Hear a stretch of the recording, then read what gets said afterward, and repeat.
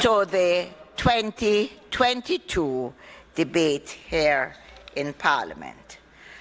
Call of the roll.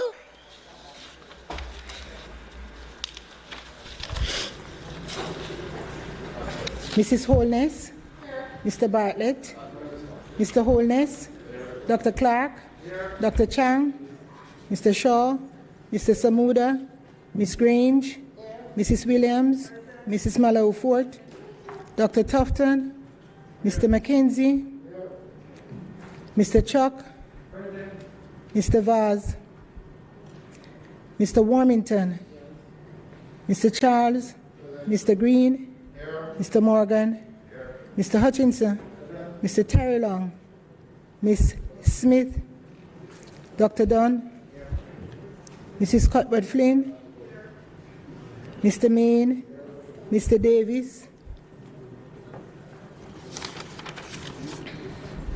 Mr. Witter, Mr. Brown, Dr. Brownberg, Dr. Charles, Mr. Chin, Mr. Clark, Mr. Cousins, Ms. Crawford, Ms. Daly, Ms. Davis, Mr. Golding, Mr. Graham, Dr. Guy, Ms. Hamilton, Ms. Hannah, Mr. Henriquez, Mr. Henry, Mr. Hilton, Mr. Jackson, Mr. Lawrence, Ms. Lee, Mr. Miller, Mr. Montague, Ms. Morrison, Mrs. Nita Garvey, Mr. Paulwell, Mr. Phillips, Dr. Phillips, Mr. Robertson, Mr. Robinson, Mr. Siblist, Mr. Slowly, Mrs. Vaz, Dr. Wheatley, Mr. Williams, Mr. Wilson, Mr. Wright, Mr. Montague. Okay.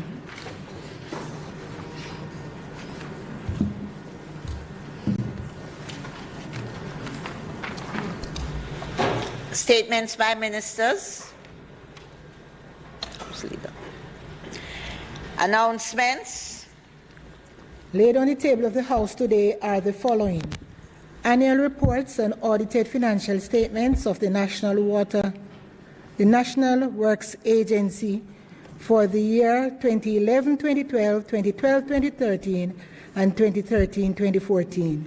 Annual reports and audited financial statements of the Professional Engineers Registration Board for the years 2019, 2020, and 2020, 2021. And the Bank of Jamaica Monetary Policy Statement covering the second half of 2021 with quarterly monetary policy reports for the September 2021 quarter and the December 2021 quarter, respectively.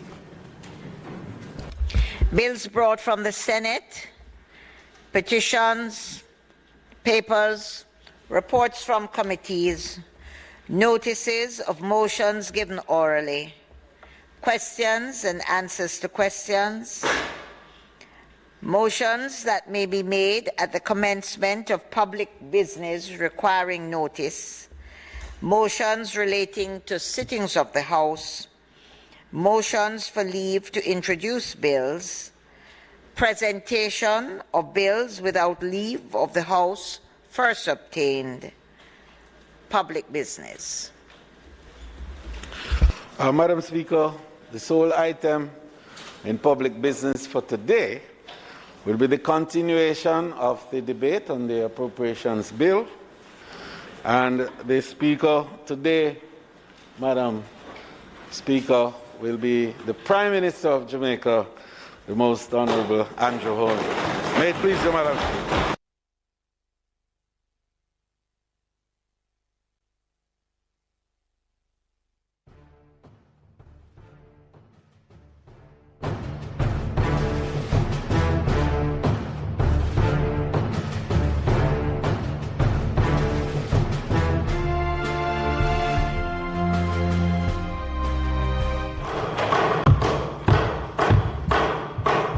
Just for clarity, Madam Speaker, I am allowed to remove my mask.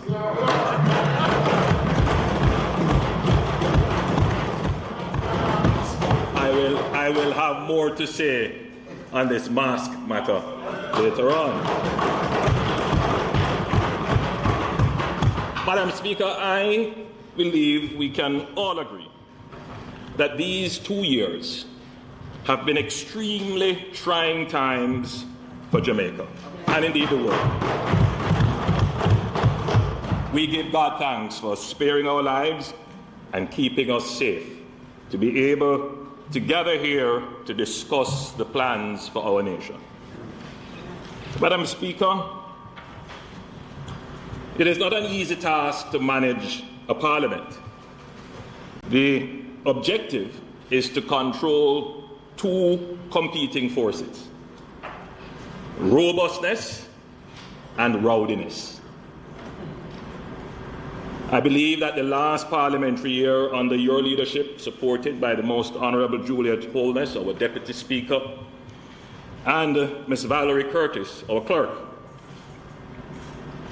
we have been more robust and less rowdy.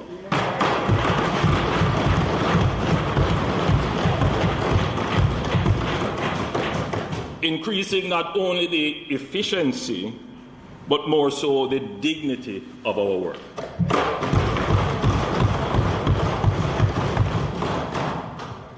Madam Speaker, the environment in which Parliament conducts its affairs should be reflective of the dignity of our work and support its efficiency. It is therefore fitting that in our 60th year, construction will commence on Jamaica's new Houses of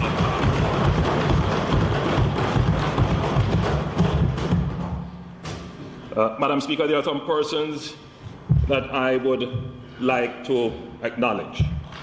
Madam Speaker, our friends in the diplomatic and consular corps.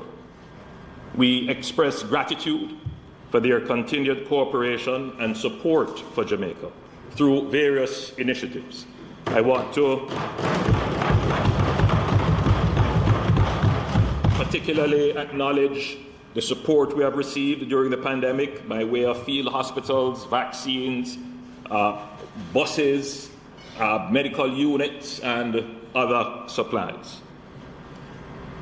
Jamaica continues to stand as an amplified voice in defense of an equitable multilateral system of engagement and cooperation to resolve in a peaceful manner conflicts among nations. Jamaica has always been consistent in supporting and promoting universal respect and adherence to the principles of international law and respect for the territorial integrity and sovereignty of all nations. The war in the Ukraine, Madam Speaker, demanded no less of us.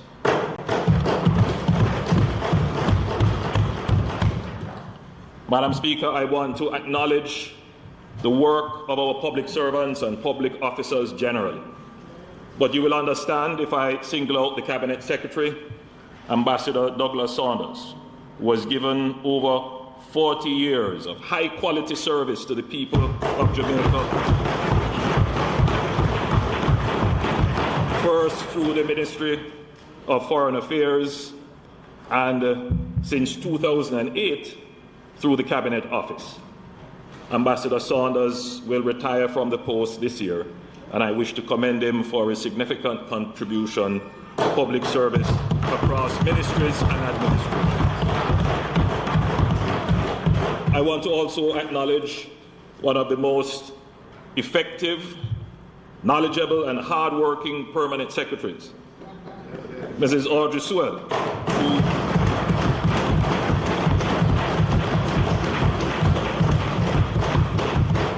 who anchors both the Office of the Prime Minister and the Ministry of Economic Growth and Job Creation.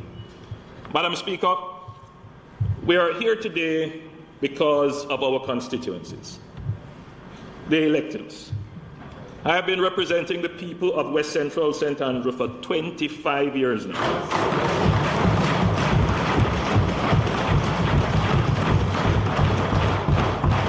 we have achieved much in the constituency. The Jamaica-China Goodwill Infant School, a new community recreation park in Malines Gardens, the new Olympic Garden state-of-the-art police station,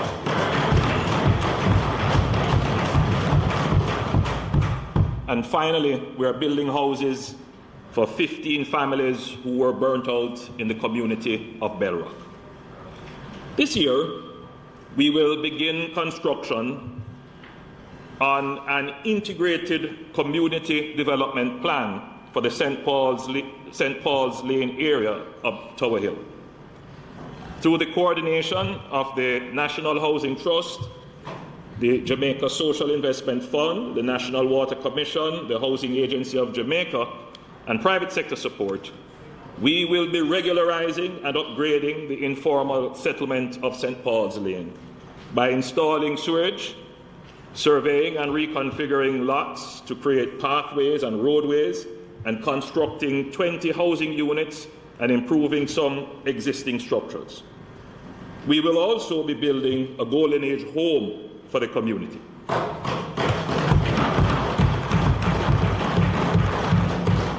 Separately, through private and charitable support, we have signed a contract to construct another infant school in the area.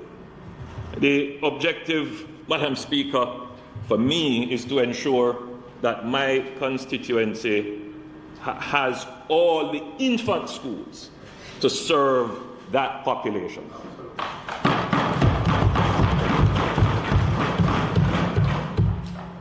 Madam Speaker, as I'm doing this project, it is not just for my constituency. It is also a learning experience. It is about creating a template for social interventions that are taking on the transformation of entire communities to create a template that can be replicated right across Jamaica. Madam Speaker, another area of the constituency in which I am particularly pleased to have had a hand in its development is the Olympic Way hip strip. Many in this house would have visited. With the support of the Tourism Product Development Company, we improved the streetscape, painted the frontage along the stretch, and we even trained persons involved in street food. We even trained some dancers. Not that kind of dance.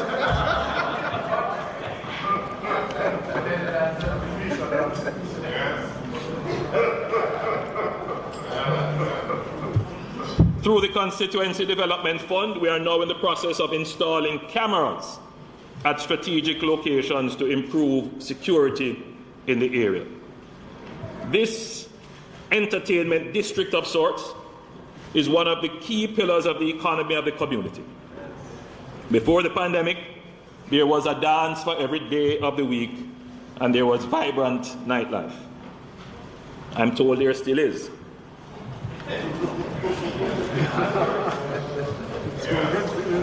Madam Speaker, I do not need my friend, the Minister of Finance, or any other advocate for the industry to tell me to hurry up and reopen the sector.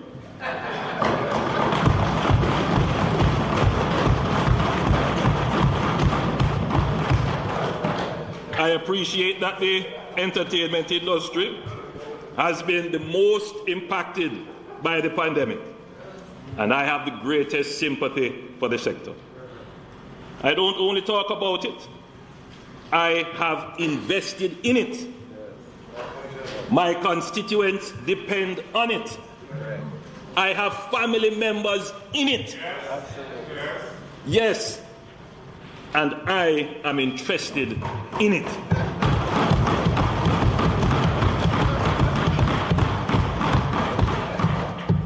Madam Speaker, the Minister of Culture, Gender, Entertainment and Sports has already announced some economic rehabilitation grant support for the sector that could range as high as $1 million per beneficiary. To further support the reopening of the sector, I have directed the Chase Fund to create a special 150 million Jamaican dollars window of support for the entertainment sector.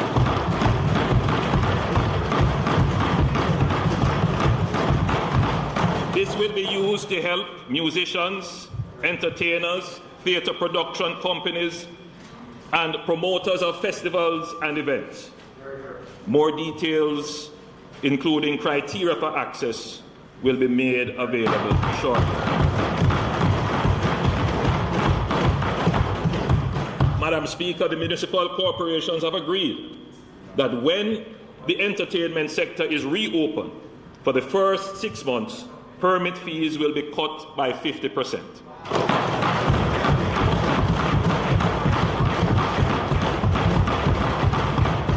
This will be particularly helpful to small promoters and event organizers. Madam Speaker, the government owns and operates some venues that are prime locations for events.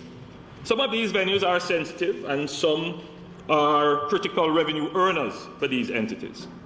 Though we would like to make all these venues available at reduced rental cost or at no cost at all, this would not be practical or possible.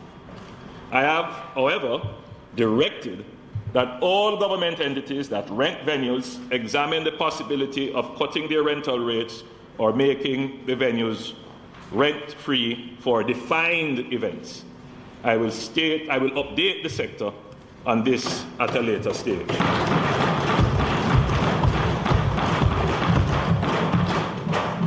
Madam Speaker, entertainment and culture are big business. However, this is not always understood because of the high level of informality of the sector.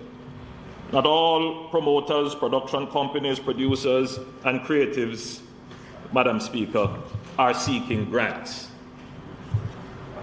Some have viable products that could be financed on a commercial basis. What they lack is the institutional access to credit. Therefore, the Development Bank of Jamaica will establish a special entertainment restart loan facility totaling 500 million Jamaicans.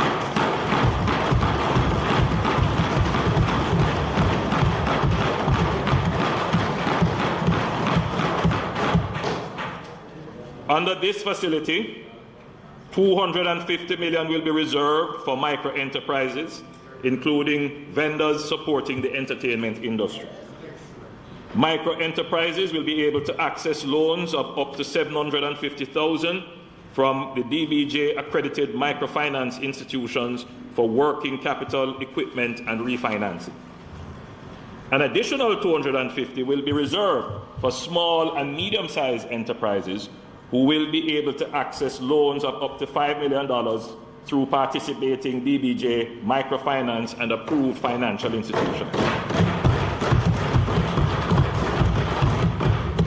The DBJ will be working out the details with the microfinance and approved financial institutions with a view to launching the facility in April 2022.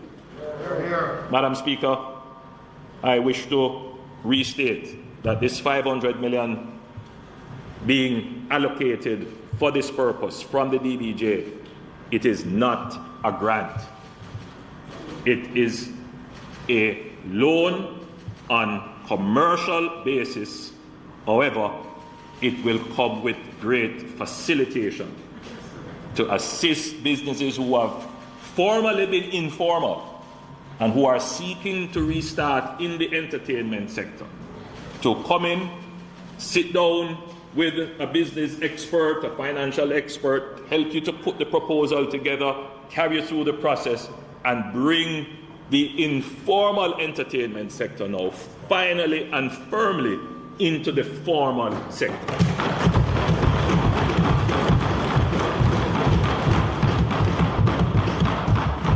Last year, I asked the Ministry of Tourism to make a direct intervention in the supply of trained local entertainment talent for the sector.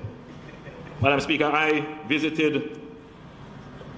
was opening a hotel, and when I got there, I noticed that much of the talent for the entertainment was imported. So upon seeing that, I, in full flight in a speech, gave direction to the Minister of Tourism that there needs to be an intervention. Because, Madam Speaker, you can't, in this matter, simply blame the hotel. The hotel is a business. They need a product. They need a high-quality product, a diverse product, in order to satisfy their guests. We really have to blame ourselves, having so much talent, but no skill. We have the talent, but it is not skill. So, Madam Speaker, I asked the Minister of Tourism to make a direct intervention in the supply of trained local entertainment talent for the sector. I am happy to announce that the Tourism Enhancement Fund has allocated $50 million to develop, design, and start construction of the Tourism Entertainment Academy on the Montego Bay Convention Center lands.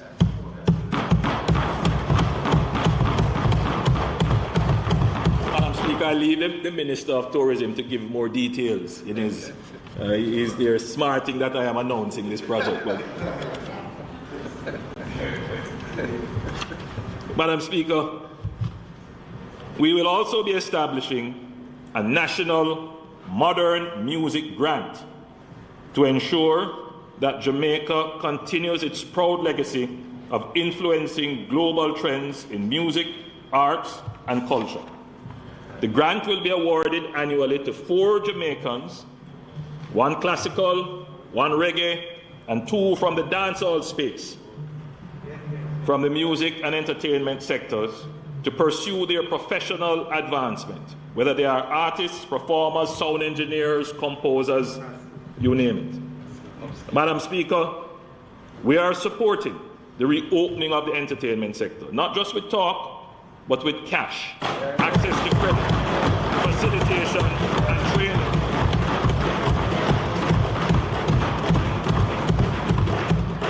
It may be a distant memory, but in June 2021 last year, the government acted early in favor of reopening the entertainment sector, just as we were coming out of the second wave, only to see the emergence of a new strain that scuttled that process. Of course, there was blame all around and accusations of unfairness.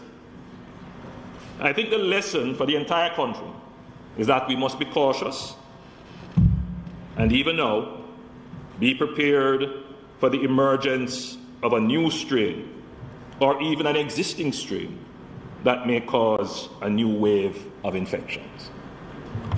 Madam Speaker, over the past several weeks, I've gotten numerous proposals from persons in the industry.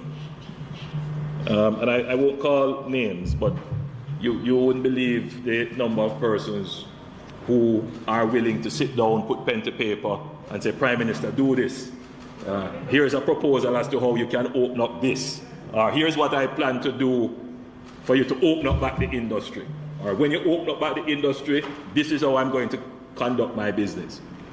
Because people really want to see the industry open. I think the message has gotten through that they have to take precautions, they have to integrate protocols in their operations.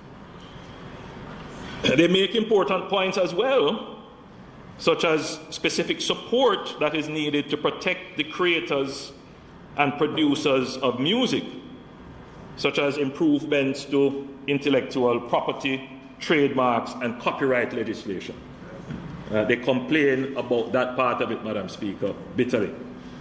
I will not, Madam Speaker, be able to address these issues and those proposals here in this presentation, but I wish to assure them that I am taking a direct interest in the matter, and along with the Minister of Culture, Gender, Entertainment and Sports, the Honourable Olivia Babsy-Grange, we will carefully study these proposals with the aim of partnering with the music and entertainment sectors towards building our Jamaican music and culture.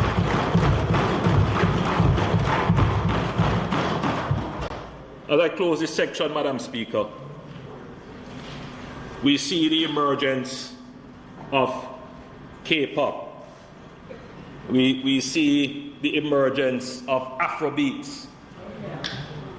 And Madam Speaker, Jamaican music, reggae music, dancehall music is the root, the foundation.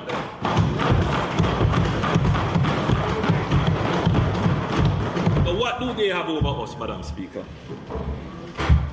They take a strategic business approach to developing the product. They see it for what it is.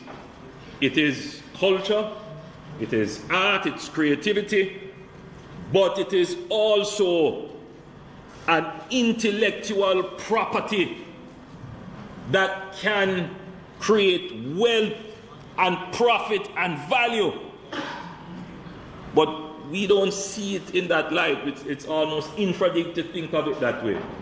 But we need to get past that and see our culture as a business as well that can generate economic growth.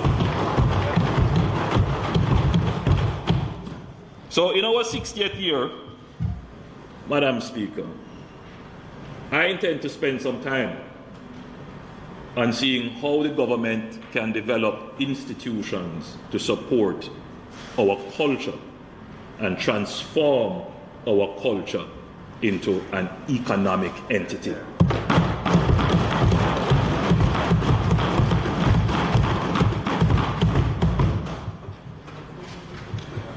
Madam Speaker, on the 10th of March 2020, the first case of the SARS-CoV-2 virus was identified in Jamaica. On March 11, 2020, the WHO declared the public health emergency a pandemic. On March 13, 2020, the government invoked the Disaster Risk Management Act as a principal regulatory tool for managing this crisis. Madam Speaker, the pandemic was the worst health crisis in 100 years and has been by far the worst crisis faced by any administration in this country.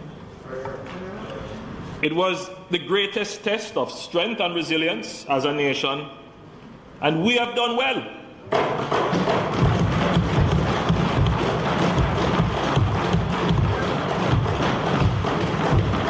Madam Speaker, we are in the midst of an impressive economic recovery.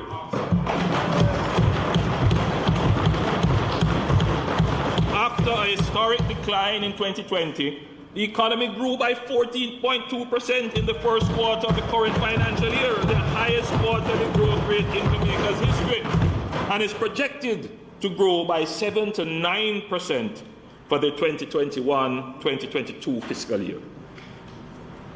Tourism has rebounded to near 70% of pre-pandemic levels. We had over 1.3 million stopover arrivals for January to December 2021. This did not happen by chance. It was a direct result of agility and collaboration between the Ministry of Tourism and the stakeholders in tourism.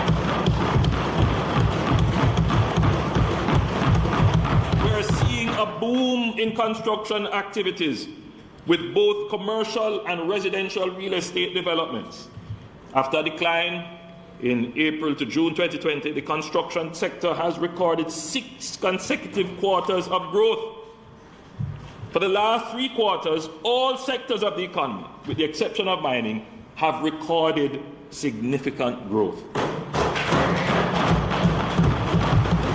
There has been a strong recovery, with unemployment in October 2021 being at a historic low of 7.1%. This is a record.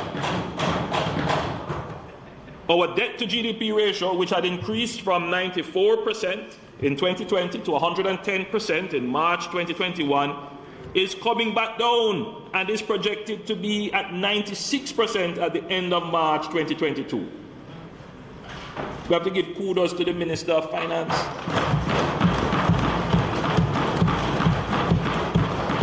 Of 30 Latin American countries and Caribbean countries in the region, Jamaica ranked second in restoring the debt to GDP ratio to almost pre-COVID levels. Most of our peers have debt to GDP ratios that are still 10, 20, 30 multiples, and some even as high as 60 percentage points than their pre-COVID levels. The list goes on, Madam Speaker. On metric after metric, the data is clear. Jamaica is recovering stronger.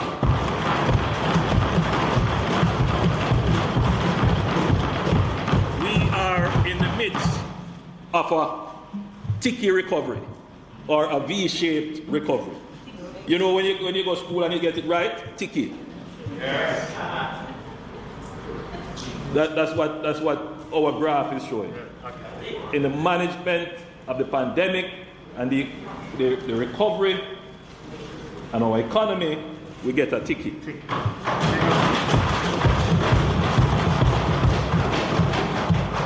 Our net international reserve stood at $3.6 billion as at February 28, 2022. This is $500 million higher than the pre-pandemic level in February 2020. How many countries can say that, Madam Speaker? How many? Especially in this region. We have managed to maintain the highest credit ratings that Jamaica has had in decades through the pandemic, while other countries have suffered downgrades. Very true, very true. And I see all kind of things circulating. Talk to me about the fundamentals, not the gimmicks.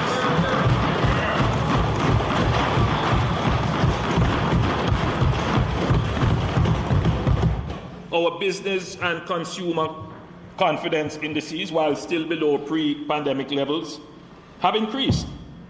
For the quarter ended December 2021, business confidence is at their highest level since the start of the pandemic, and consumer confidence increased by 24% in the quarter. Madam Speaker, it is important to note that these economic gains were not achieved by prioritizing the economy over health. No. Our approach from the start of the pandemic was to save lives and protect livelihoods. It was never one or the other. Both had to be done together. Despite the fallout in revenues as a result of the pandemic, the government prioritized spending for the COVID-19 health intervention, which has cost $26.4 billion so far. We also prioritized support to the most vulnerable in our society, giving back over $40.6 billion to this point. This is the most any government has ever given back in care support in the history of the world.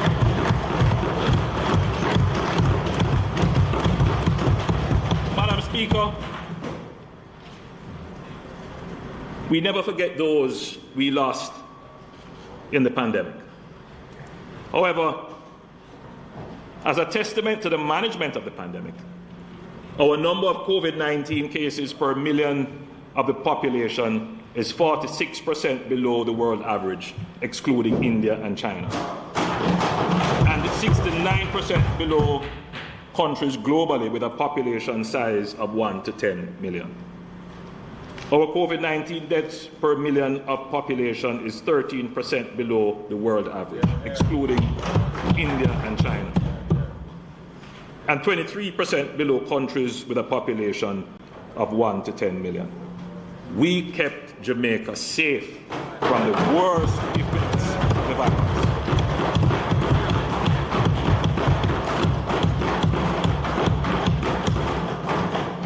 Our citizens now know what to do to protect themselves and their families.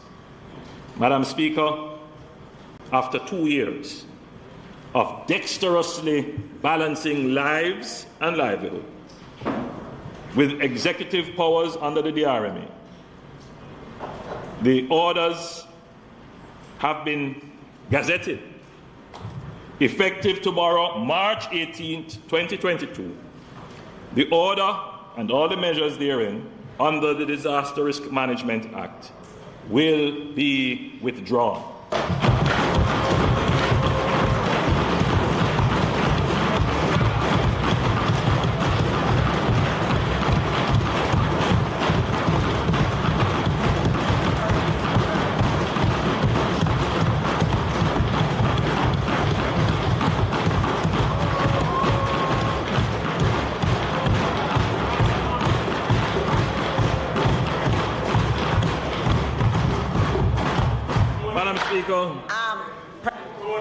Your time for speaking has expired.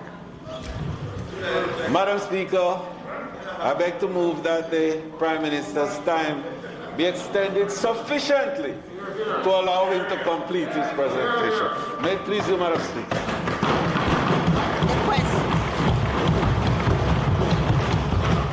The question before the House is that the Prime Minister's time be extended sufficiently to allow him to complete his presentation. Those in favor? Those against? The ayes have it. Prime Minister.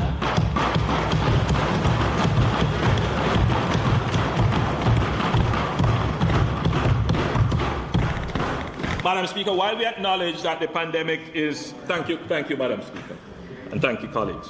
While we acknowledge that the pandemic is not over, it must be mainstreamed into the general normal management of public health, safety, and public order.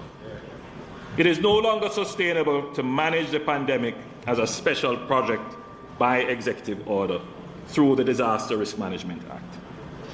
However, risks still remain, and continued vigilance is necessary, especially for vulnerable populations. For this reason, some measures will be retained and incorporated into regulations issued under the Public Health Act. Instead, these are: 1, the requirement for persons who test positive to isolate, the requirement for laboratories to protect the privacy and identity of persons testing for COVID-19, hand washing and sanitizing measures, and 4, mask wearing in enclosed spaces to which the public has access, for example, supermarkets, banks, collectorate of taxes, will be retained until April 15, 2022. However, mask wearing will not be mandated, but will be recommended in establishments that serve food, liquor, or other drink for consumption within the premises.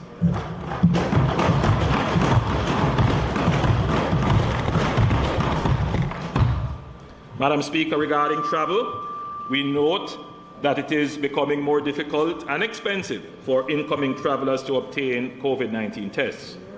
We have decided to retain the requirement to obtain a pre-test within 3 days prior to travel until April 15, 2022, and then we will assess with a view to its removal. Maintaining physical distance will be highly recommended but no longer mandated. The general infection prevention and control protocols applicable to workplaces will also be highly recommended but not mandated. Curfews will come to an end.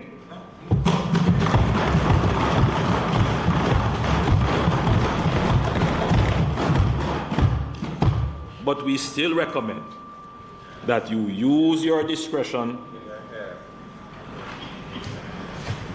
staying out late only if it is a must, and ensuring your safety.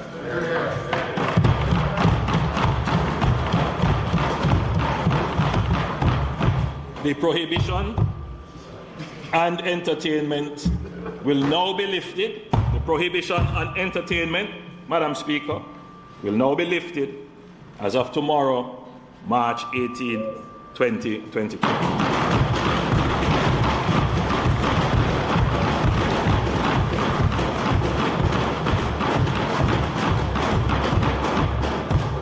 The public is reminded that events are regulated under various laws and administered by various entities such as the municipal corporations and the JCF, from whom permits must be sought and licenses paid. The permits granted will include a condition that the number of persons in any venue must be below 70% of the capacity. This condition will be kept until the 15th of April, 2022. Certain restrictions currently applicable to hospitals, nursing homes, infirmaries, and correctional facilities will become matters for policy at the level of the Ministry of Health and Wellness, the Ministry of Local Government and Rural Development, and the Ministry of National Security as applicable. Madam Speaker, I re-emphasize, we are not declaring an end to the pandemic. There are still outbreaks happening all over the world.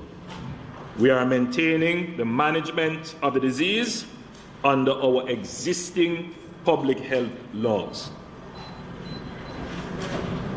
Madam Speaker, we are building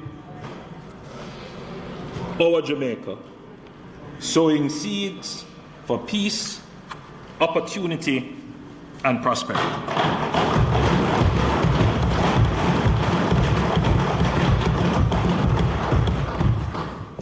In the management of the pandemic, Madam Speaker, for me personally, and declaring an end to the DRMA is a personal relief for me.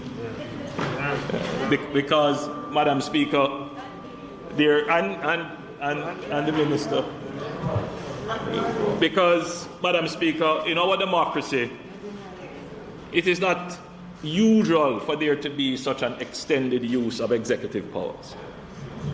And I was very reluctant in using it, and sought, Madam Speaker, to ensure that I had no excesses in the use of the executive power by bringing them to Parliament on every occasion that it was possible to do so, and have it debated here so that the opposition could have an input in what was being done. Madam Speaker, there is a genuine argument to be made and accepted that, executive powers, if used at an extended scale, could be a threat to democracy.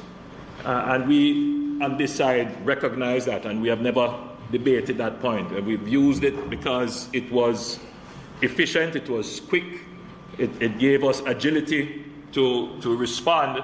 And I think when the history is written about this period, it would be said that the government conducted itself well within the bounds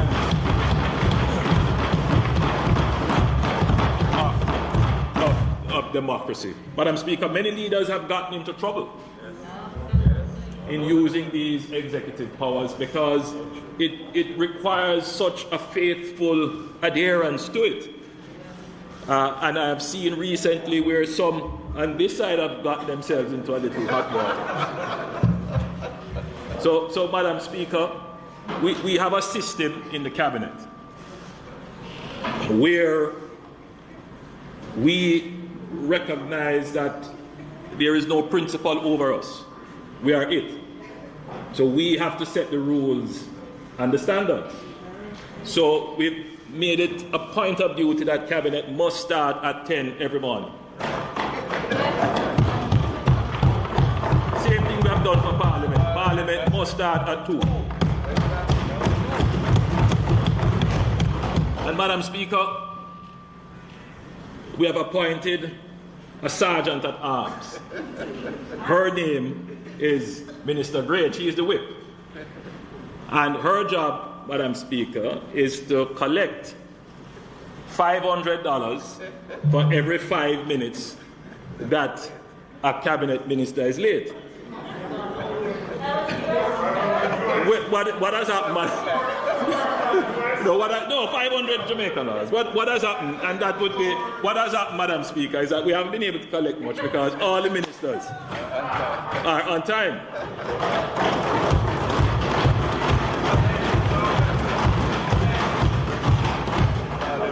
So Madam Speaker, I think we should be considering it for Parliament. But with what I saw yesterday, where some people were starstruck and forgot their senses, I believe they should be fined.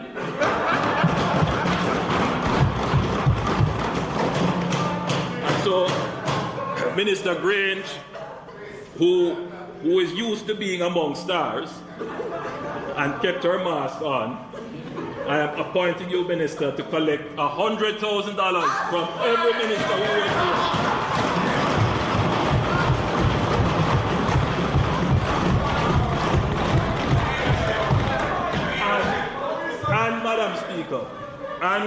And Madam Speaker, make a donation to a worthy charity.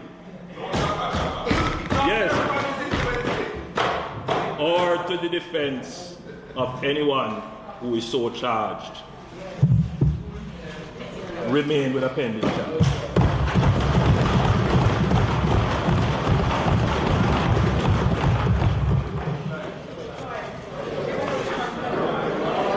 Madam Speaker,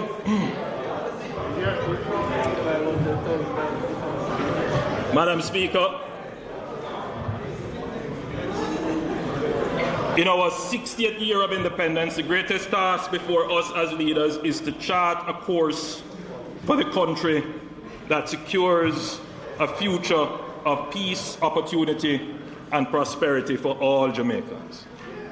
Over the past decade, through successive administrations, we have laid a robust, resilient, and sustainable macroeconomic foundation. This has been achieved through great sacrifice by the Jamaican people, and we must never take it for granted. But this is not an end in itself. It is the means to fulfilling the dreams and aspirations of the Jamaican people. The macroeconomic foundation is fertile ground on which we must now sow seeds for future peace, opportunity, and prosperity. Madam Speaker, my presentation today will be structured around 5 seeds: security, energy and environment, education and skills, development of infrastructure, social partnership, and unity. Security. Madam Speaker, since taking office in 2016, a safer, more secure Jamaica has been and continues to be a priority for this government. I envision a Jamaica where its people live in harmony, where life, nature, and property are respected, where our socio-emotional intelligence is such that violence is not used in social interaction. I want to see a Jamaica where the people can sleep with their windows and doors open, and I do not resile from that. It is an ambition that we should all have, rather than gleefully cheering where the situation seems overwhelming or unachievable. Madam Speaker, I am confident that in my lifetime, we will bring our murder rate down to the regional average, and we will remove the propensity to violence from our people. Madam Speaker, I have dedicated myself to this cause, and my resolve is steel in this matter. Madam Speaker, no other Prime Minister has taken the interest in national security than I have done. None.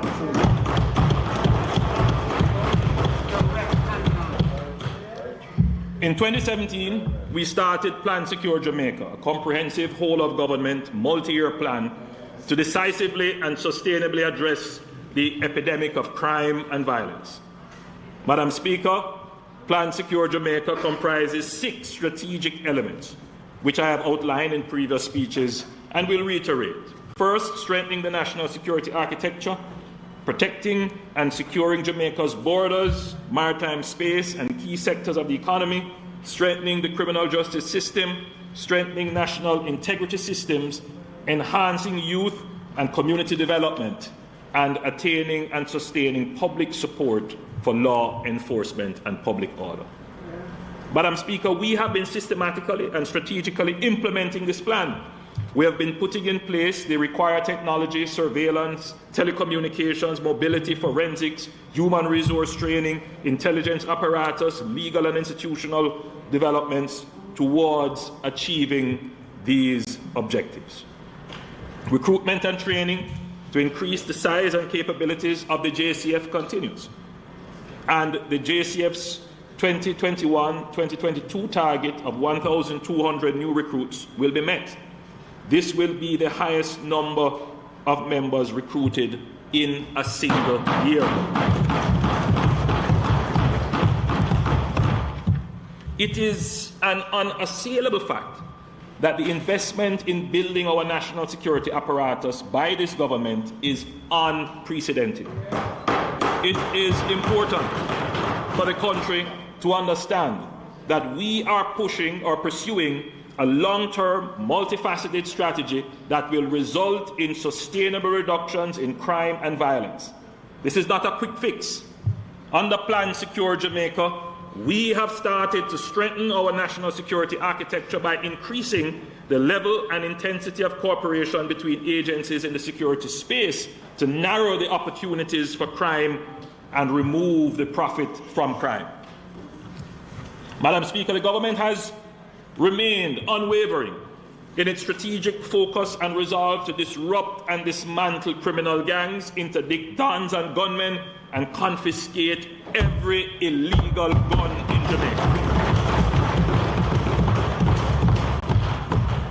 The failure to take meaningful and targeted action against Jamaica's biggest threat, the illegal gun, by successive governments is having lasting consequences for us today. The government has adopted a multifaceted approach to the problem of illegal guns through legislation, regulations, and law enforcement efforts. The Firearms Prohibition, Restriction and Regulation Act has been tabled in this House and is now being reviewed by a joint select committee. It will introduce harsher penalties for offences connected with the illicit trade, manufacture, stockpiling, possession, profiling, and use of illegal guns. We have launched the Get Every Illegal Gun campaign. The Firearm Licensing Authority, the FLA, and the Jamaica Customs Agency have intensified their efforts to detect illegal guns entering the country. The government has already initiated adjustments to the operations of the FLA to prevent impropriety in the issuing of gun permits. Further amendments will be made to the Firearms Bill to remove the discretion of a minister to grant firearms licenses, to require fit and proper standards and security vetting for members of the board, to require security vetting and polygraphs for all staff in sensitive posts at the FLA, and to clearly define persons who are prohibited from applying for a firearm. Madam Speaker, there have been many calls locally for our security partners to assist us with the detection of guns coming into our ports and the interdiction of persons overseas sending these guns to Jamaica. Our partners have been cooperating with us, both on guns and lottery scamming.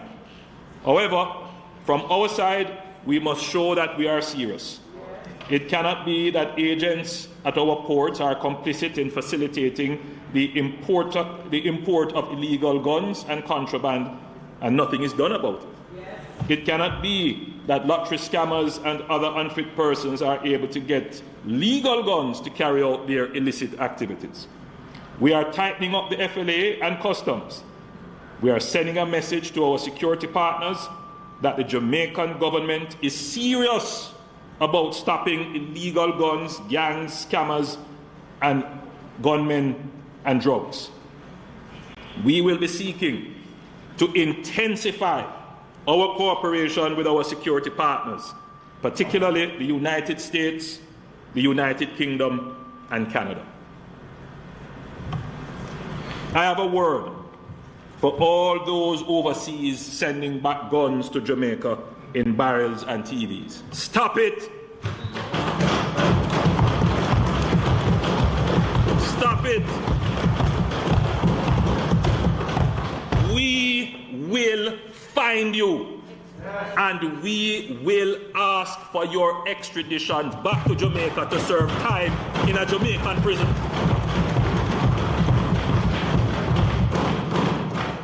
That is another key element of the strategy, Madam Speaker.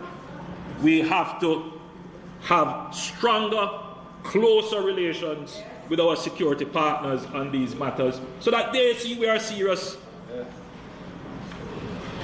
Can't be that we are asking for help and at the same time we don't appear to be serious.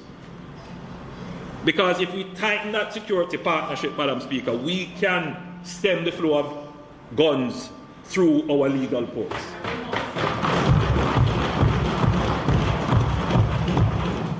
So, Madam Speaker, I have a word. And I say, stop it. But I have another thing to tell them. You mean us no good by sending us guns. You don't mean us any good by sending guns here. And so I have no sympathy for you. And by virtue of this statement today, as the Minister of Finance said, and the Leader of the Opposition said, can't say me never did I warn you.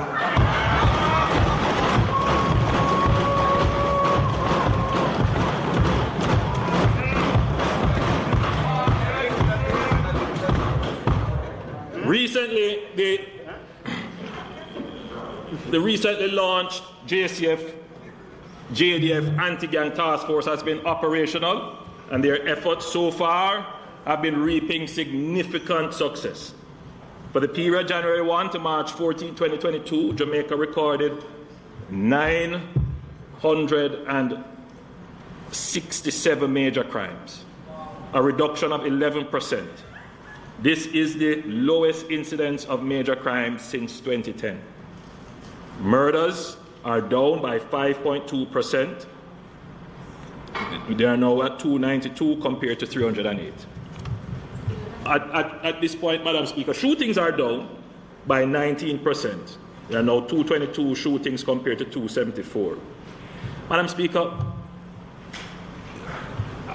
I'm sure we have noticed that whenever we talk about a reduction in murder, very shortly thereafter, we see a spike. I used to say to the Minister of National Security, don't say anything about it. And then an interesting revelation from a trial. Very interesting revelation. But we knew this because, Madam Speaker, our intelligence was telling this. That, the average Jamaican looks at crime as a simple street-level activity. That's not what is happening here. We have organized intelligence driving crime. These are not poor boys of circumstances. These are criminals managing large enterprises who use their power and influence to affect the state, because that's effectively what that criminal was doing. No, the government will look too good, man. You have to turn it up. Yeah, so that is the kind of criminals we are dealing with. So this sympathy for crime in the country and sympathy for criminals, we must get that out of our minds. There must be no sympathy for any criminal in this country. None.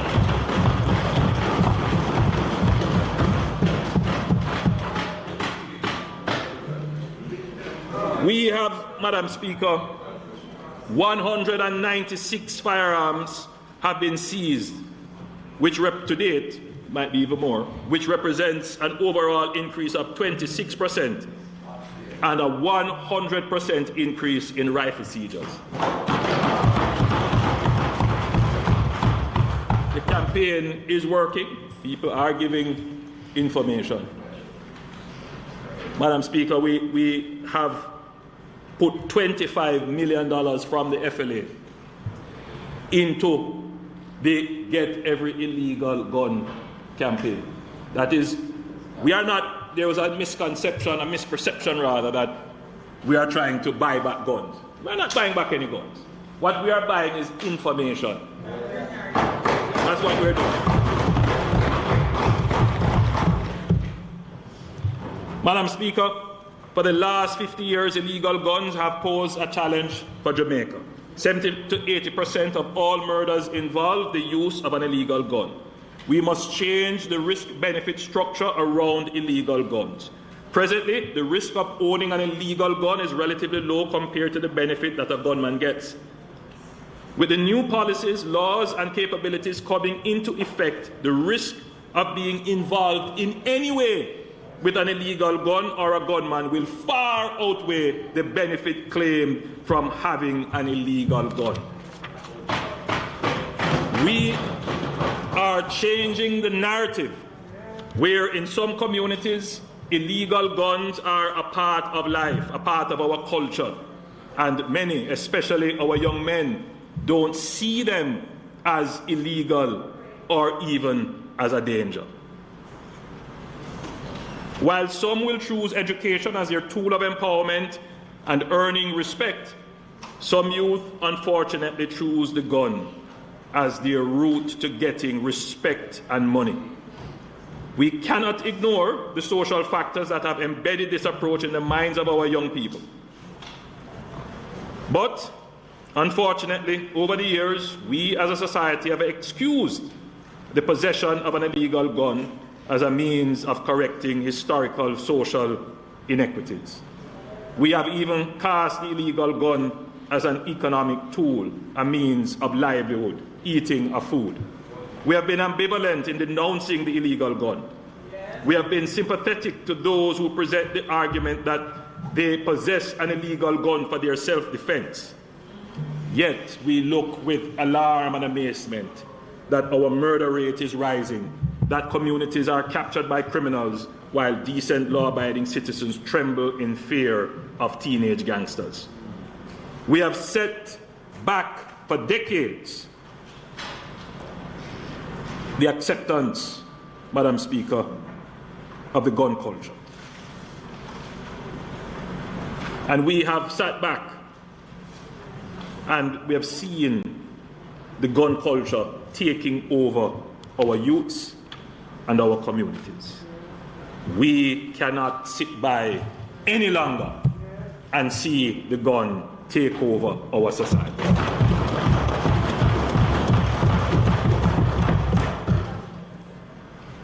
The message we are putting forward is directed especially at our young men. Those facilitators of illegal weapons, who hide these weapons, or as they say, lock them, who sell them or rent them, who carry them or courier them, the trigger pullers who use them, the shutters. I'm sending a message to those who hang around the gunmen, the girlfriends, baby mothers, sisters, and mothers who give them cover and protection. Give up the gun.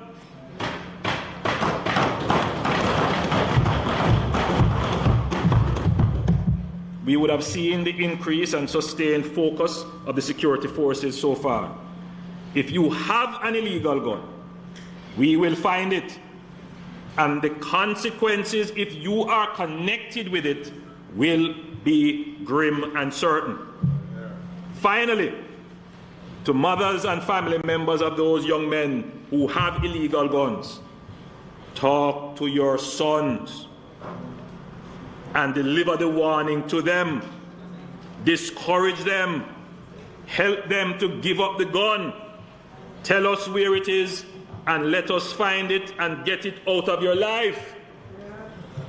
Again, Can't say me never did I warn you.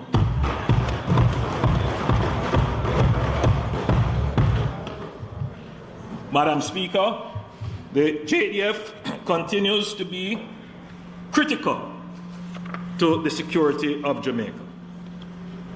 I wish to thank Lieutenant General Rocky Meade, retired Chief of Staff, for his sterling leadership of the JDF, and we welcome our new Chief of Staff, Rear Admiral Antoinette Wims-Gorman.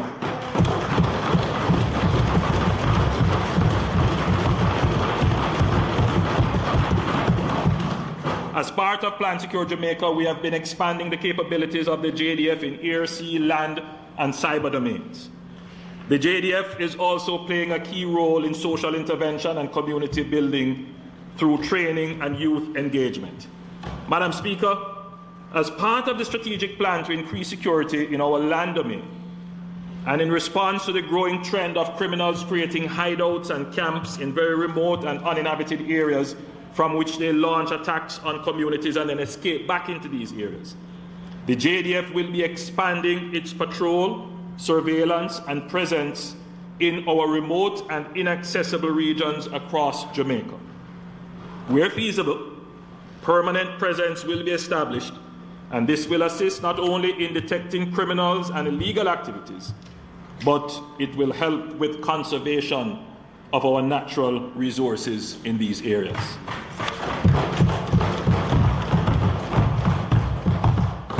Madam Speaker, on Thursday last, I approved the transfer of over 100 acres of hilltop land from the Windsor Farm property in Warwicker Hills to the JDF for the creation of a special operations base.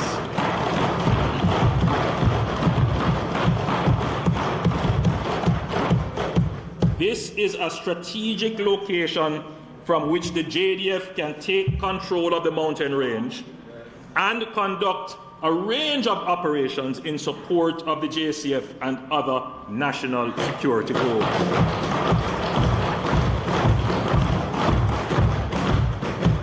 Madam Speaker, this is the first of many such bases to come.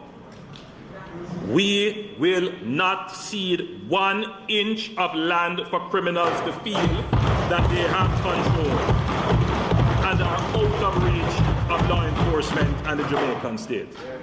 Madam Speaker, we are investing in very sophisticated technologies, and we are developing strategies to counter these criminals. So if they think that they can hide, go up into the hills, run, come down and extort people doing the road work in Bull Bay, we know you. We are going to find you, and you will be dealt with according to the law.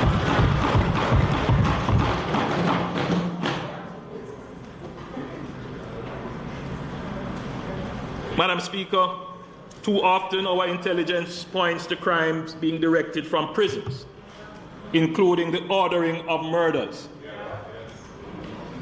The phones and contraband do not walk into the prisons by themselves. As it stands now, our prisons are a national security risk. Last year, I tasked the Minister of National Security and the JDF to finalize designs for a high security prison and identify the lands where such prisons can be built. The plans are close to completion, and the land has been located and secured. That is the case, Minister. We consider this a matter of great urgency to be expedited, Minister of Finance, through the public investment process. If we can do it this year, we will find the money somewhere to do it. If we can go through the public investment process quickly. But that is a national security risk. I know the member from South St. Catherine has been talking about that for a long time. But now is the time, Madam Speaker. However, Madam Speaker, regardless of how thick we make the walls, the number of cameras we install, and how far we locate the prison, if there is collusion between guards and prisoners, phones and other contraband will get in, and messages and instructions will get out. It is precisely why the government amended the Corrections Act in December 2021, adding criminal sanctions to those who facilitate and benefit from the trading in contraband. To note, Madam Speaker, the first charges have been laid, and a matter related to contraband is now before the courts. The JCF and the Department of Correctional Services will continue to tighten the screws on those who seek to continue their criminal enterprise behind bars. Despite this important step, there has to be a total rethink of the correctional services to guarantee the integrity of the service. The National Security Council will be considering further reforms in this regard to ensure that criminal masterminds and gang leaders cannot continue to conduct their criminal enterprise and direct murder from prison.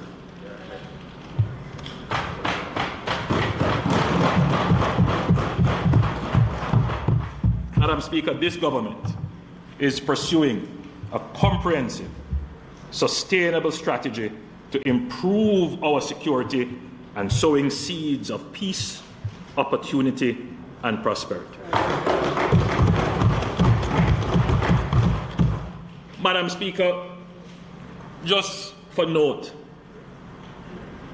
we would have seen a far quicker reduction in the murder rate were we able to achieve agreement on the use of the SOHs, States of Public.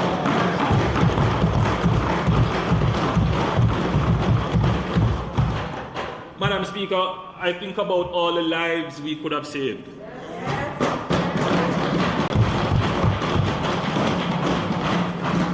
There is a false argument being marketed by people who lack sympathy, understanding, and compassion for families who are suffering from crime, that SOEs do not work.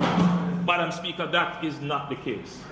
Any fair examination of our murder statistics show that whenever we have used the state of public emergency, we have seen significant reduction. And Madam Speaker, once they are in place, they continue to suppress. We have all agreed, and we don't debate the point, that SOEs are not an excuse for regular policing. But in a situation like ours, where our crime is well above what is the worldwide rate of about 6 per 100,000 and the regional rate of about 15 per 100,000, we are somewhere close to 50 per 100,000. If that is not the definition of an emergency, Madam Speaker, then I don't know what is.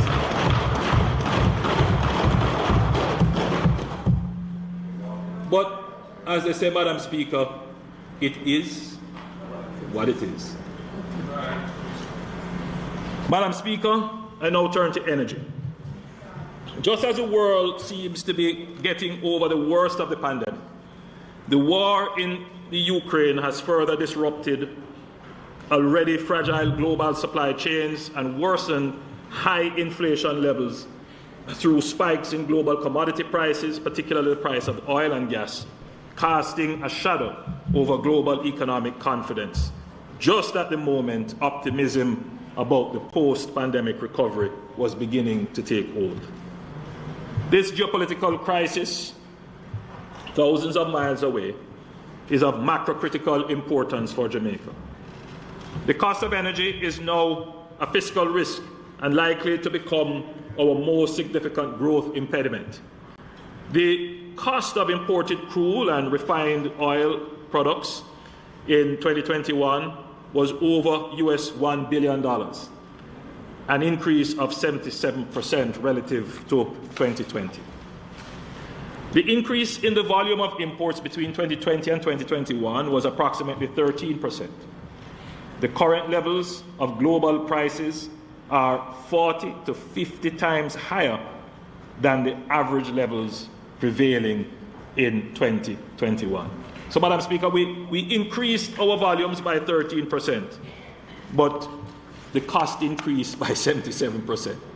And that just showed you what was happening to the price of oil. Madam Speaker, this illustrates the extent of oil price volatility and our vulnerability to its vagaries. Volatile oil prices immediately have an effect on the transport sector and on the cost of electricity. This then ripples through all segments of the economy, affecting inflation and impacting our balance of payments and therefore the exchange rate. We have been monitoring the world prices and we have been seeing some recent corrections in the spike. Price went up a bit today. We expect that this general downward settling will continue as the markets adjust. However, prices are likely to remain high, and in the long term, the fundamental volatility will continue. The fiscal response to uncertainty and volatility is to build buffers to absorb shocks. This means being disciplined with revenues and targeting expenditure to the people who are hardest hit and least able to withstand adverse price. There are calls from certain quarters to give up revenues, while at the same time calling for increased expenditure. The two things are not sustainable without increasing borrowing. While the opposition can make these calls without any political accountability, it is the government that must balance the books of the country so that all Jamaican households can balance their books in return. Madam Speaker, Jamaica has been through its period of populist economics and reckless fiscal management. It has landed us in high debt and made us unable to respond to crises without incurring further debt. It was not too long ago that the Jamaican people would tune in to these budget debates with great fear and trepidation that there would be an increase in tax rates or the introduction of new taxes. No, Madam Speaker, the only controversial thing coming out of the Finance Minister's budget presentation is whether or not it was Keisha or Kedisha.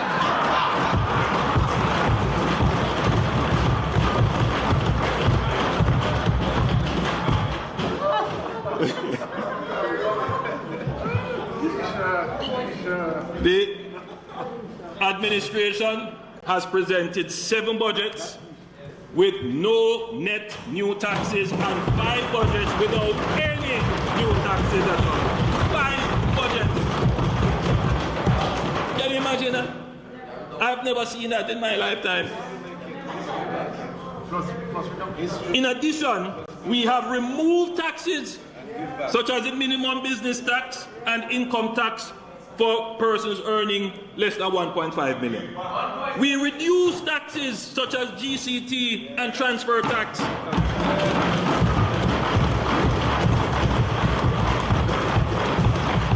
I am sure every Jamaican is quite appreciative of the fact that in the midst of the economic fallout from the pandemic, which was the worst global crisis in 100 years, and now exacerbated by oil price increases, factors outside of our control, our government can come to the people and say, no new taxes.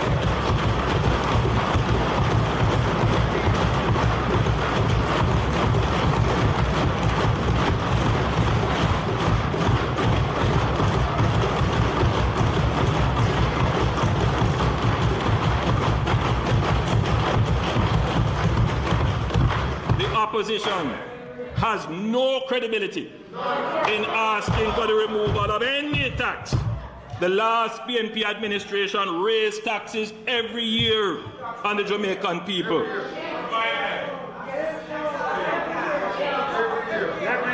Over 58 billion in new taxes were put on the people during a period of relative global stability and growth.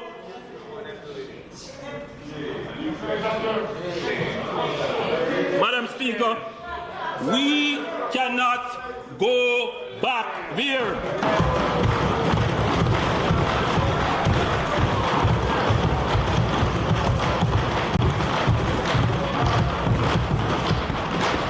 While I understand that you are struggling to find points to counteract,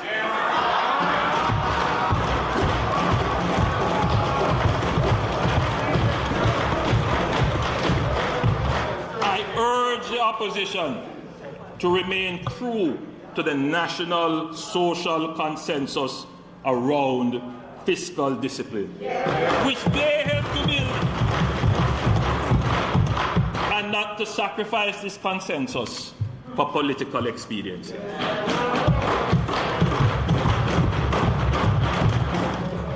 Madam Speaker, the evidence shows that when it is practical to do so, and at the first opportunity, the posture and intent of this administration is always to reduce tax burden on the people. As we recover and our fiscal situation improves, I am sure that there will be more opportunities for givebacks and tax removal.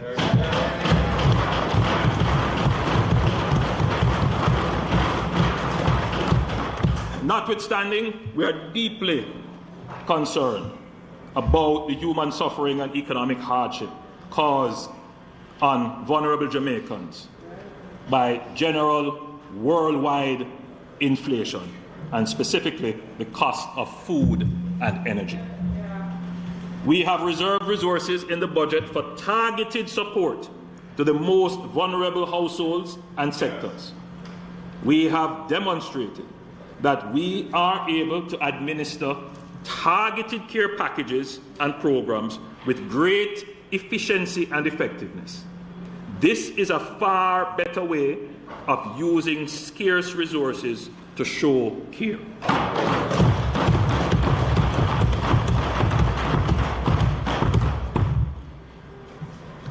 Madam Speaker, short-term cushioning is an important response to the oil price shock. However, we must take bold and decisive steps to reduce the extent of our dependence on oil and gas imports for our domestic energy needs. Before I go on to those steps, Madam Speaker, I think I need to make a point, and the Minister of Finance will probably reinforce that. It is always amazing to me, Madam Speaker, that the opposition calls all the time, calls out the inequality in our society. And by any measure, Jamaica is one of the most unequal countries, certainly in terms of income distribution in the region. Latin America is much worse. But in the region, in Caribbean. But, Madam Speaker, if it is then that we have this inequality, particularly in income, and you're going to give a tax break, you have to be very careful that that tax break does not help to exacerbate inequality.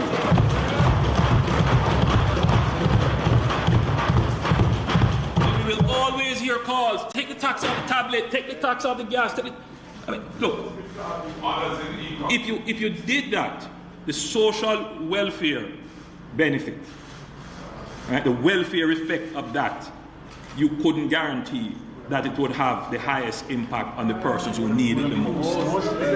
Right? In fact, what would happen, it would probably accrue mostly to those who can afford it. So we're very careful about that. And we hear the calls all the time. But, Madam Speaker, it is our job to understand the economics. Other people can talk, we have to understand our policy. We can't do anything in policy that exacerbates inequality. And, Madam Speaker, so people, I'm sorry for departing from my script, Madam Speaker, but, I mean, later on I'll have to deal with this element. But it's important to deal with it here. So, Madam Speaker, one of the reasons why we promote the digital society, and we promote things like NIDS, is to help us in our strategy of direct transfers so that we can properly identify and account for those who truly need the help.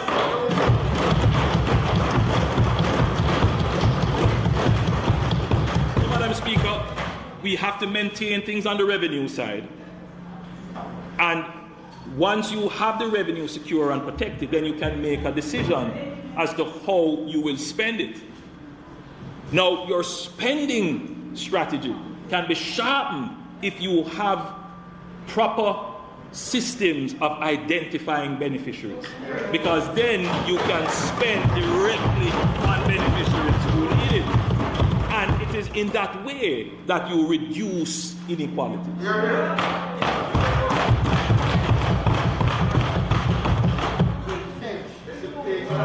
So, Madam Speaker, as I said, short-term cushioning is an important response, and the Minister of Finance, in his presentation and to come, explained how we have set aside resources in the budget for this kind of targeted response. We're using partnerships with faith-based institutions. We're going through the MPs, and we're going to go through various consumer groups and organizations to assist. And the Minister at a later stage will give us more details as to that targeted approach. But in the long term, Madam Speaker, as we know, in the long term, cushioning is self-defeating. In the long term. Because what you end up doing, Madam Speaker, is depleting your revenues such that you cannot help when you really need to.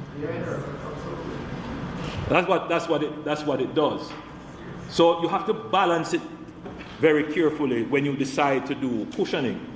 Right? You have to be very strategic and very careful with it, because you don't want to deplete your revenue, have people having expectations, and then the only way out of that politically is to go and borrow. And then when you borrow, the pool that you can use to support is smaller, because now you have to pay interest. And it narrows over time your policy space. Does that sound familiar, Madam Speaker? That was what was happening to Jamaica for the last 30 years. Man come with sweet mouth and promise you, oh, we're going to, oh, promise you this and promise you, don't know where the money coming from.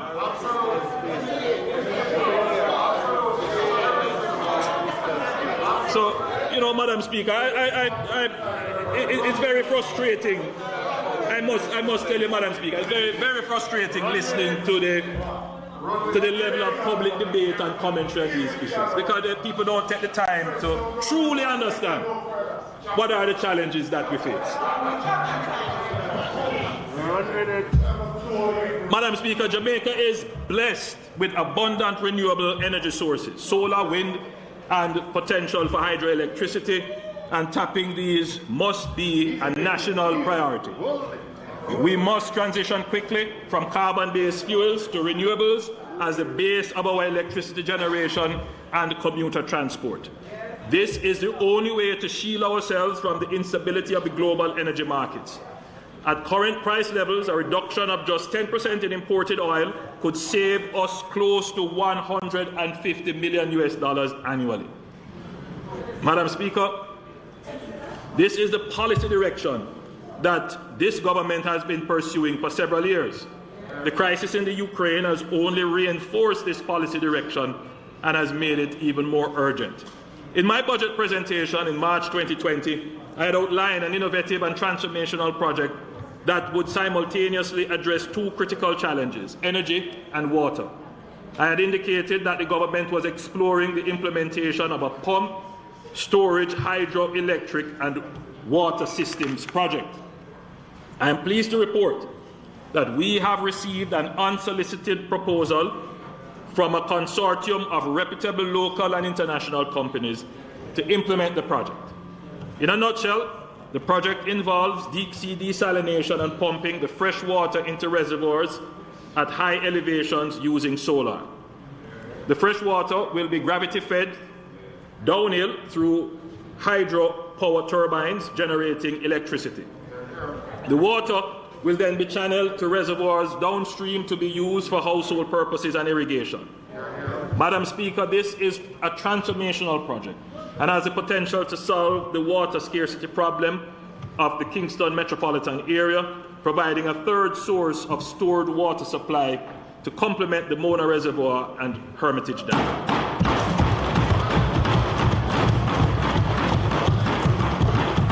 At the same time, it would generate a significant amount of hydroelectric power.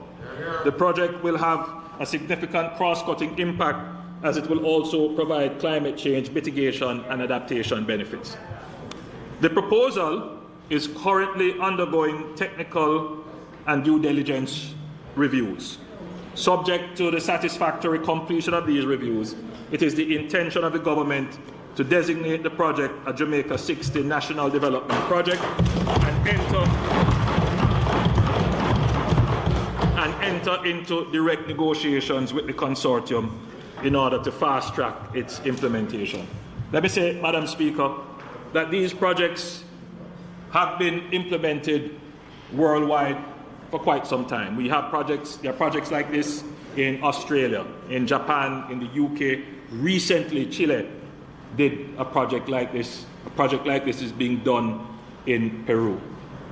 The science behind it is clear, but the details are always the engineering that is possible in the particular space and location. So I'm not saying that this project is a definitive yes, but we must explore it and we must see if it can be done. If it can be done, then we will pursue it. Madam Speaker, renewables currently account for 13% of our energy generation mix, and our stated target for renewables is 30% by 2030. I've asked the Minister of Energy to increase that to 50%. This will still leave us extremely vulnerable to global oil price shocks. We must formally establish a much more ambitious target for renewable energy. The pumped storage hydroelectric water systems project, along with other proposals on the table, could move our renewables proportion to what I have said, 50%. Can you imagine if 50% of our electricity is generated by our natural resources here?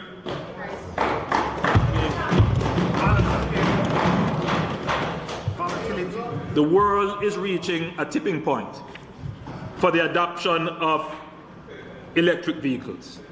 A number of global automobile manufacturers have decided to discontinue the manufacture of internal combustion engines by 2030 to meet regulatory requirements for climate change goals. Jamaica must not be left behind. We cannot become the dumping ground for the world's fossil fuel vehicles that will no longer be allowed in other jurisdictions.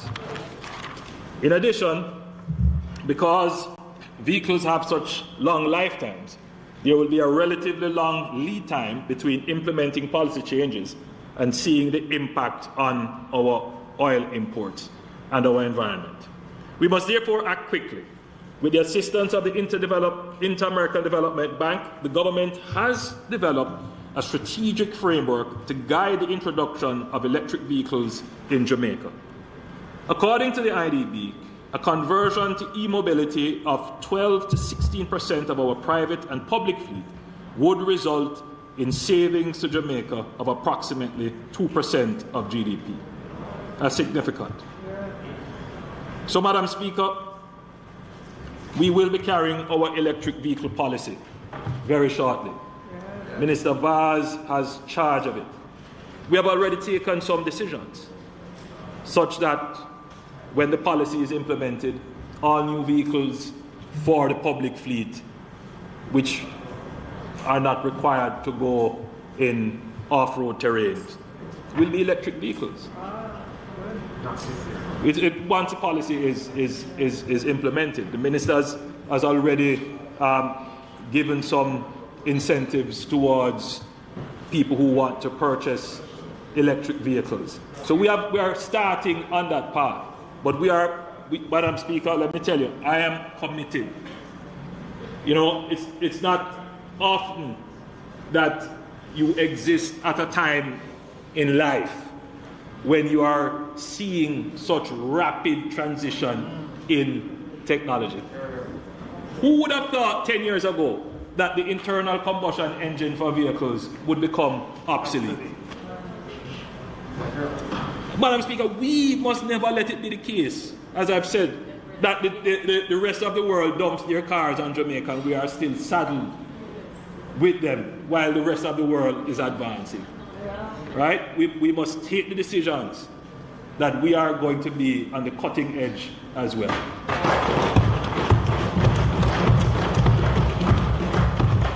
Madam Speaker, allow me to shift focus to the issues of environmental sustainability, protection and restoration. I have said previously and will reiterate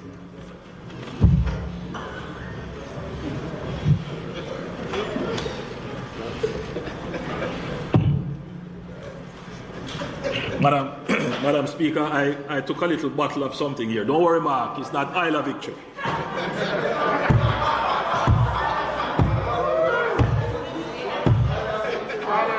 No, Madam Speaker, it's our good old honey and lime from Benjamin's, one of our local manufacturers.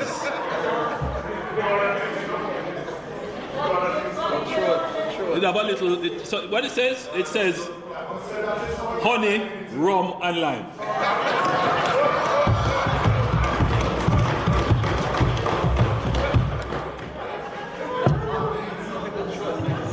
It's medicinal.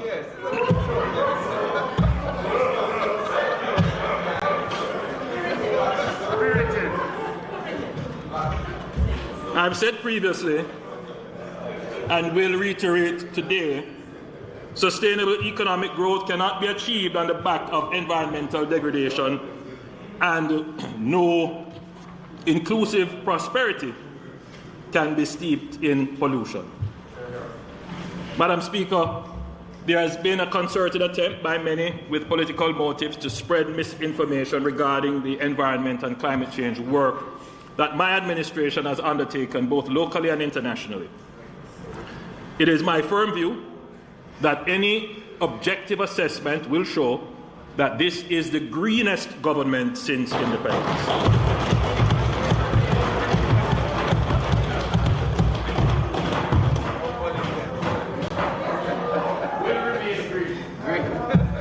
Madam Speaker, I'm sure that I am known as the builder.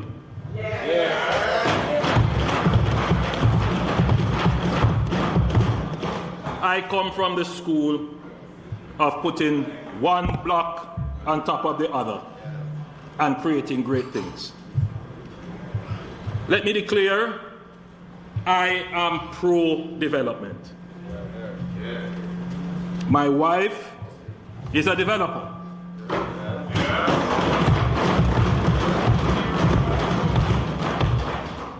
And I have interest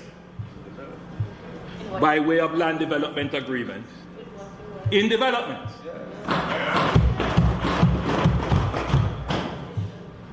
Madam Speaker, it is a sign of great confidence in any government and economy, especially during a downturn, to see cranes heisting in our cities. It represents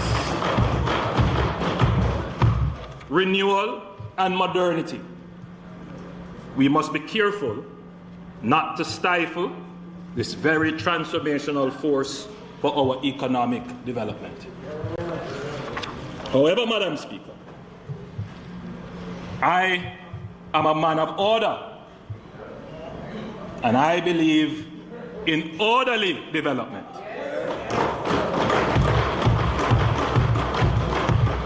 The Town and Country Planning Authority, the National Environment and Planning Agency, and the municipal corporations have worked together to prepare new parish development orders.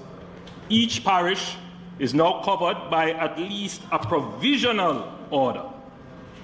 Nevertheless, I believe we can all admit that there is a concerning level of disorder in development in Jamaica.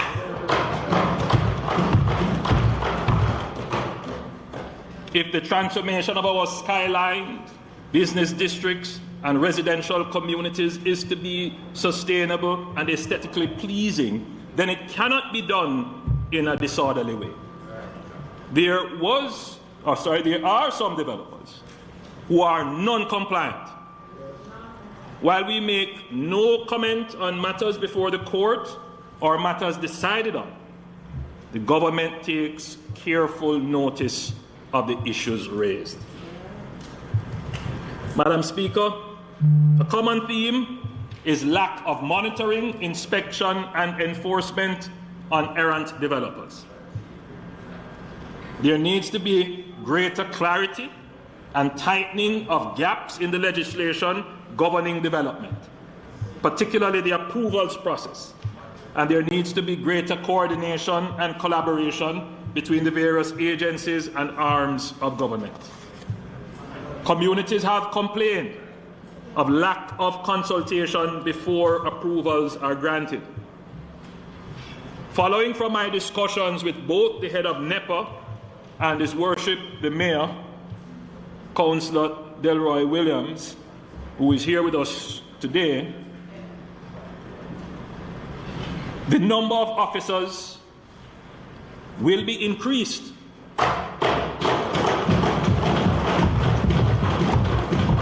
for monitoring and supervision of developments, and various technological solutions will be employed to improve monitoring, inspection, and enforcement. Aside from the improving of coordination among the various development and regulatory agencies, the Town and Country Act needs some upgrading. The Town and Country Act was put in place in 1957. Yes. So I've asked both the head of NEPA and the other stakeholders that the process of reviewing the Act should begin, and we need to do it quickly and move through with recommendations for its amendment quickly.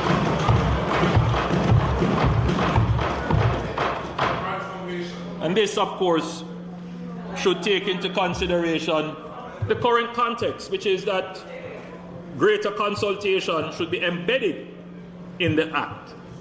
The people who live in areas, their concerns ought to be taken in upfront in determining developments. Madam Speaker, the Town and Country Planning Act is effected through the creation of various gazetted legal documents called development orders, which is a public notice of the government's policy intent and direction on permissible parameters, form, and functions of development in a parish or in a particular area of the parish. A development order constitutes land and zoning maps, policy statements, and standards relating to land use activities. The development order is important in guiding developers and the wider public on the location, scale, magnitude, and type of development to be undertaken in a development order area. It is also important in setting standards to guide the various planning authorities who must match the various development applications they receive against the standards and guidance in the development orders. It is therefore of utmost importance that the development orders are clear, concise, reasonable, and practical to avoid confusion and vagaries in the application of discretion in the approval process, or the creation of loopholes which can be exploited against the policy intent. Madam Speaker, the issue affecting the various stakeholders in the development space are constantly changing from area to area and changing in their nature as developers seek new opportunities and become more innovative and enterprising. If the development orders do not adequately address the issues, a contentious social mood can emerge against development, and we're seeing that to be the case now. So it is important that the development order is a product of wide consultation and is current in capturing and balancing the concerns of all stakeholders. The development order for Kingston and St. Andrew is provisional. It's not final. And it can be changed. And the challenge with it, Madam Speaker, is that it was done in 2017. So much has happened since then. So I have asked the various agencies involved to ensure that the development order is current in addressing the various concerns so that it can be finalized and confirmed by mid-year. That's a target. Madam Speaker, while there is great energy in the private development space, there appears to be very little appetite for developments in urban spaces in downtown Kingston or Lower St. Andrew. I'm not going to call any community names because, you know, the stigmatization, we want to avoid that.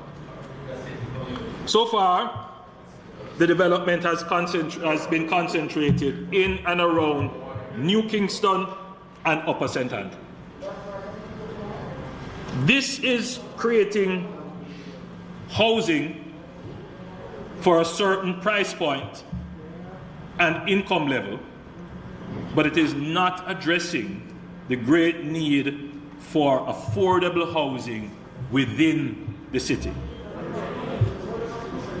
The transformation that private development brings, therefore, can exacerbate the inequalities and feelings of alienation in the society. Madam Speaker, looking through a developer's lens, there are excellent opportunities for development in areas like Central Kingston, East Kingston, Southeast, St. Andrew, Northeast, Northwest, and Northeast, to name a few areas. The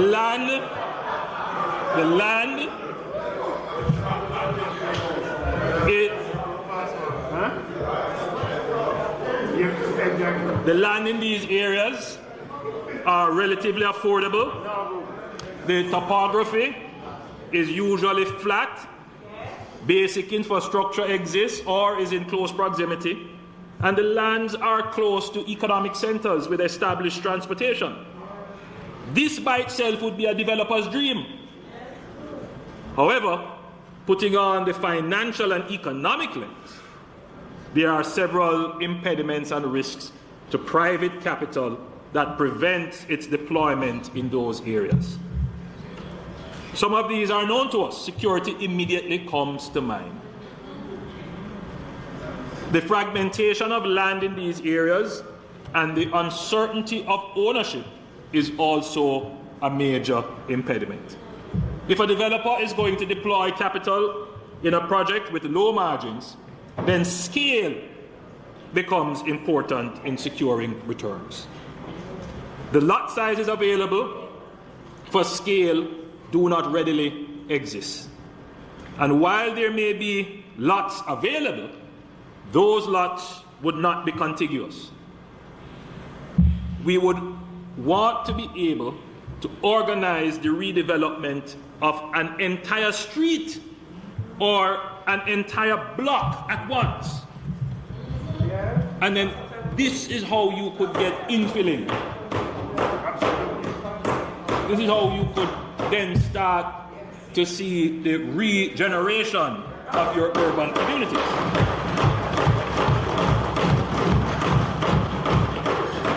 The challenge would be to locate the owners and coordinate their interests to sell at the same time. This is often an impossibility and can be long and unwieldy.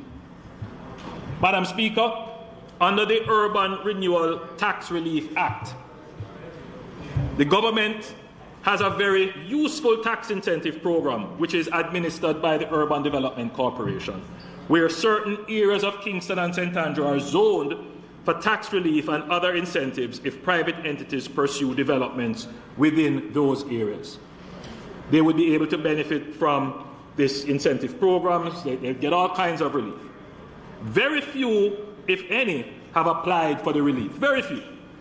In a recent article in the Sunday Observer on June 27, 2021, a developer explained some of the reasons why developers were hesitant to take up the incentives. Chief among his concern was the bureaucracy surrounding the program and the complications and potential delays which could affect profitability of a low-margin development.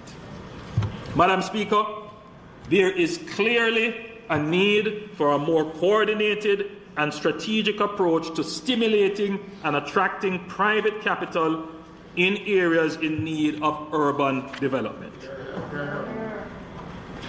It can't be, Madam Speaker, that all the investment is going uptown.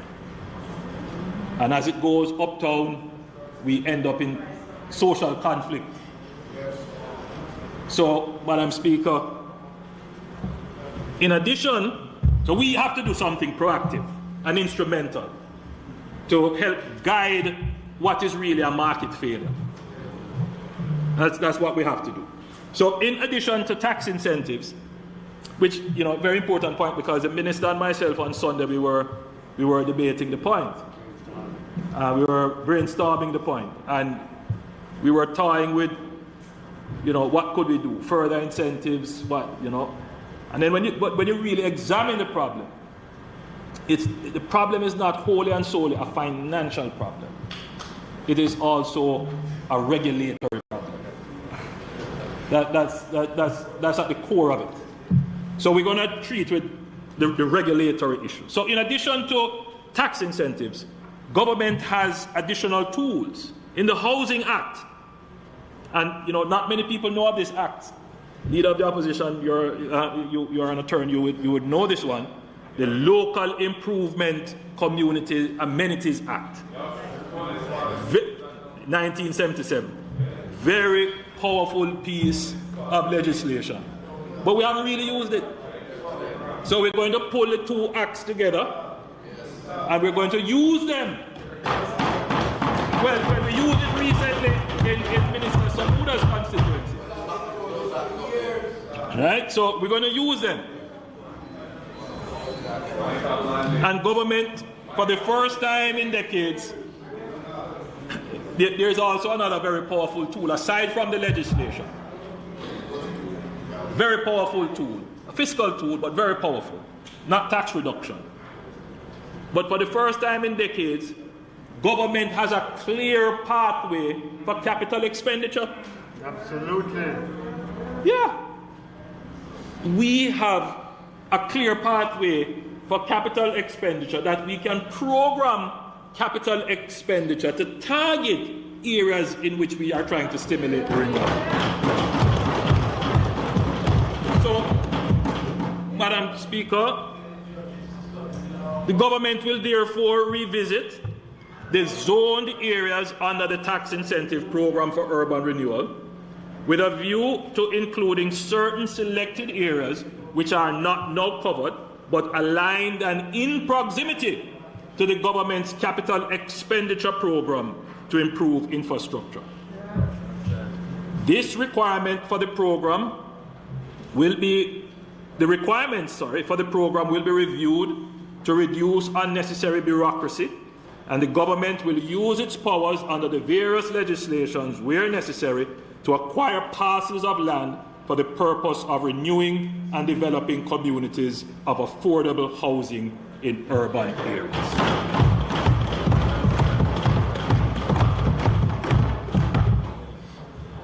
So, Madam Speaker, we are retaining on the tax side the fiscal incentive. We're going to direct on the expenditure side our capital spending, and we're going to use the regulatory powers to drive the renewal of our urban communities.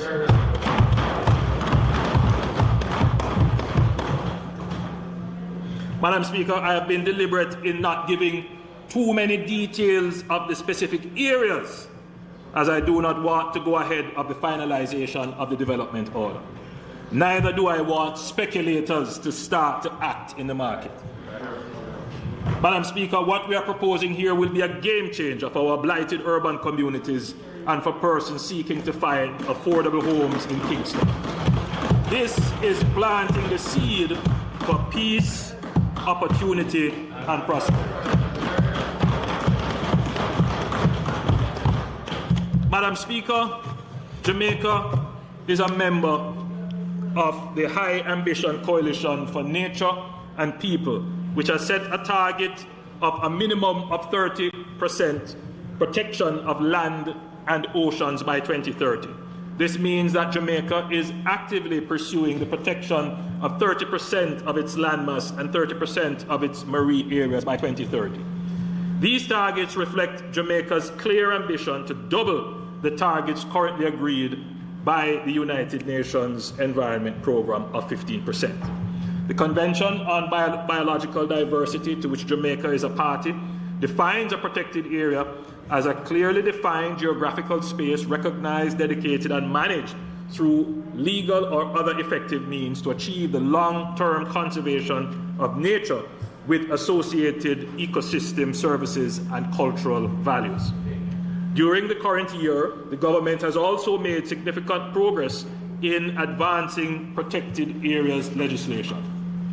Firstly, the Black River Protected Area in St. Elizabeth.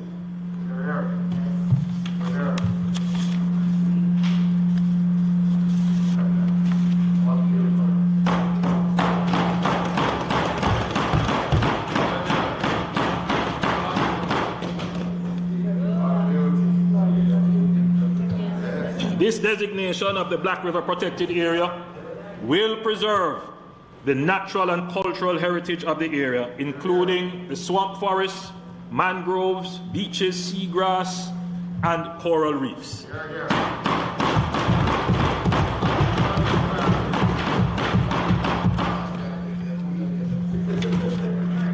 Secondly, Madam Speaker, I am proud to advise this Honourable that the work to declare 78,024 hectares of the cockpit country a protected area is complete.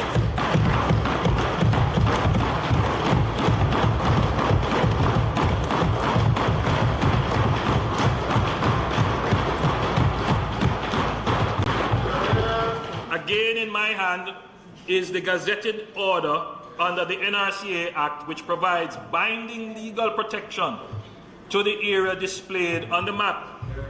It is important to note that the protected area is approximately 3,229 hectares larger than the 74,726 hectares which was announced in 2017.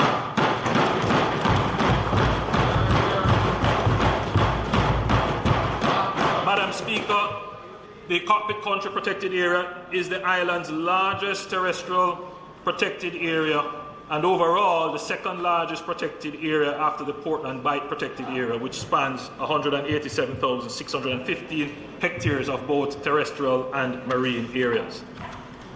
To facilitate an accurate definition of the boundary of the Cockpit Country Protected Area, a ground truthing exercise was undertaken. This activity commenced in July 2018 and was completed in December 2021. Completed rather in December 2021. In undertaking this exercise, the department surveyed and installed georeferenced permanent markers along 77% of the boundary and used outstanding topographical features to delimit the remaining 23. Let me say on this, Madam Speaker, we have had reports of persons disturbing the markers which were used to define the area. I am not going to say anything else other than we will be strict in prosecuting persons who do this.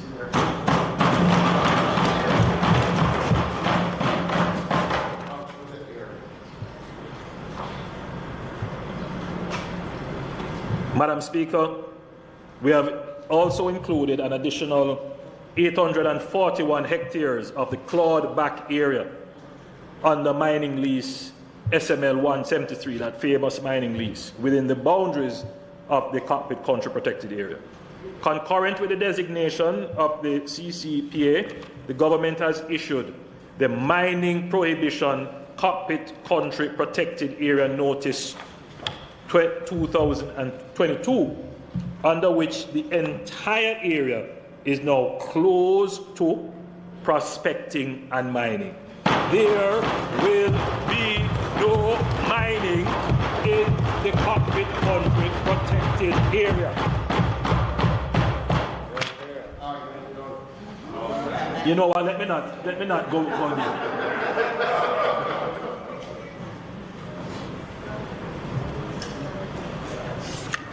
And I think, Madam Speaker, that is a major achievement in our system. We've been talking about it for decades and back and forth and back and forth. Well, Madam Speaker, we got it done. Yeah.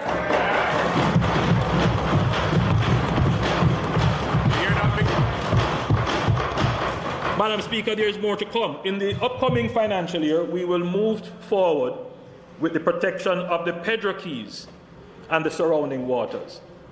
The work in this area is far advanced, and we will protect 82,200 hectares of land and marine area. In addition to this, Madam Speaker, the government will move to create a designation under the NRCA Act for ecologically sensitive areas. This will provide a greater level of protection for areas with particular environmental sensitivities. The government has already identified 16 such areas, 9 of which will be in the coastal zone.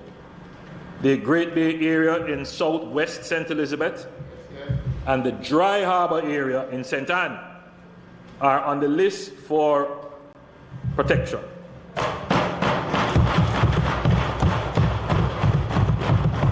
This will mean that activities such as mining will not be permissible in these designated areas.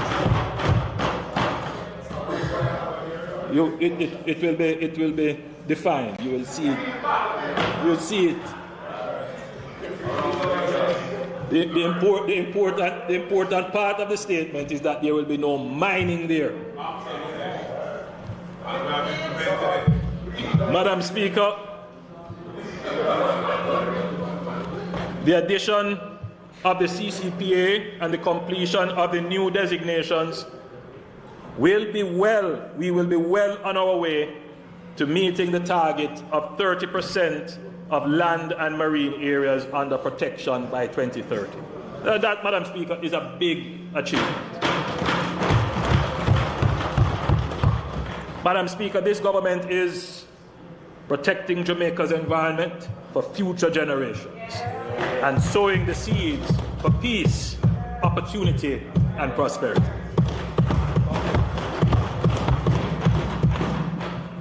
Madam Speaker, I quickly want to turn to education. Education is a foundation on which all our aspirations of peace, opportunity, and prosperity depend. The root cause, and therefore the solution for all our economic and social ills, poverty, crime and violence, economic stagnation, lies in the education and socialization of our children. The pandemic has had a devastating impact on education. While there have been many notable successes in getting children tablets and computers, as well as expanding internet access, the learning loss over the past 2 years has been incalculable. Jamaica is not unique in this regard. UNESCO reports that schools closures impacted approximately 1.6 billion children, or 94% of the world's student population. Madam Speaker, I want to thank the many principals, teachers, school workers, parents, and students who have done their best to persevere in the most difficult circumstances. Nothing could have given me more satisfaction than to see our children returning to full face-to-face school. Madam Speaker, we have budgeted approximately $1 billion for the upcoming fiscal year for for temporary teachers to help our students. That's a very important point, Madam Speaker. We're not just talking about recovery for learning loss. We are actually putting the money there. Since the recent launch of our extra lesson program to help with the recovery of 2,100 students, 2,100 students have registered for the online extra lesson program, and 11,926 students have registered and are now engaged in face-to-face extra lessons. 6,175 secondary students and 5,751 primary students. I want to encourage all our students and parents to take advantage of this extra lesson support to begin to make up for the learning loss. While we work to address the learning loss from the pandemic, we are concurrently embarking on a systemic transformation of our education system to address three fundamental issues. The first is the quality of education and alignment with future job markets. Many of the things we take for granted today, the iPhone, Twitter, WhatsApp, Instagram, and Snapchat, did not even exist 10 years ago. If we take a look at the most valuable companies in the world by market value in 2004 versus today, in 2004, General Electric was number one. Can you imagine today General Electric is 134th? Yeah? And of course, Apple is the top company today. Only one company, Microsoft, was in the top 10 in 2004 and is still in the top 10 today, a technology company. In 2004, only 2 of the top 10 were technology companies. Today, 7 of the top 10 technology companies. This shows us the fast pace and direction of change. We are now firmly in the midst of a global technological revolution, the 4th industrial revolution, that is transforming the way we access information, communicate, learn, and even play. In its scale, scope, and complexity, the transformation is unlike anything we have experienced before. In our 60th year of independence, as we look to the future, Jamaica cannot rely solely on the industries that have sustained us for the last 60 years. We must bring new ideas and technologies to expand and increase efficiency of our traditional industries. We must also create and invest in industries of the future to diversify our industrial and productive base. The World Economic Forum, in its Future of Jobs report, estimated that by 2025, 85 million jobs may be displaced by technology. However, the report also estimates that 97 million new jobs will emerge that are more adapted to the new division of labor between humans, machines, and algorithms. Madam Speaker, is our current education system geared towards preparing our children to compete globally and get their fair share of these 97 million new digital economy jobs? I think we all know the answer. We therefore need to urgently transform our education system so that our children have the skills to participate in this revolution. STEAM disciplines, science, technology, engineering, arts, and mathematics, and coding are at the heart of the global technological revolution. We must truly embrace science and technology as drivers of economic transformation and growth. Madam Speaker, we are known for our athletes, music, and culture. Now we must become known for being innovators and creators in science and technology. We must harness the same audacious spirit that makes Jamaica, as a small tropical country, bold enough to compete in the Winter Olympics, to believe that we too can compete with the best in this global technology revolution. This is something we have done before. There have been several groundbreaking Jamaican innovators. For example, Drs. Manley West and Albert Lockhart developed Canosol, a breakthrough treatment for glaucoma. Dr. Cicely Williams discovered the child malnutrition syndrome, kwashiorkor. Dr. Thomas Philip Leckie created new cattle breeds that are more suitable to Jamaican climate and terrain, and surprisingly to tropical climates, and are worldwide demanded now. Dr. Paula Tennant developed a bioengineered papaya plant that is resistant to the papaya ring spot virus. I have named just a few. There are several others. But how many Jamaicans, particularly our children, know of these scientists? Madam Speaker, in our 60th year of independence, we must ensure that their stories are publicized and heard for every boy and girl in schools so that they appreciate the rich legacy that has preceded them on which they must build the new Jamaica. We must endow Jamaican boys and girls with not only the technical skills, but the self-confidence and belief that it is not beyond them to develop the next great innovation, the next Google or Apple, or find the cure for cancer right here in Jamaica.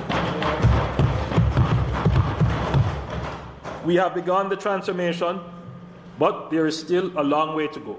The government has been taking deliberate steps to position Jamaica as a technology and innovation hub, the Silicon Valley of the region. We have recently launched the Coding in Schools program in partnership with the Amber Group and Digicel.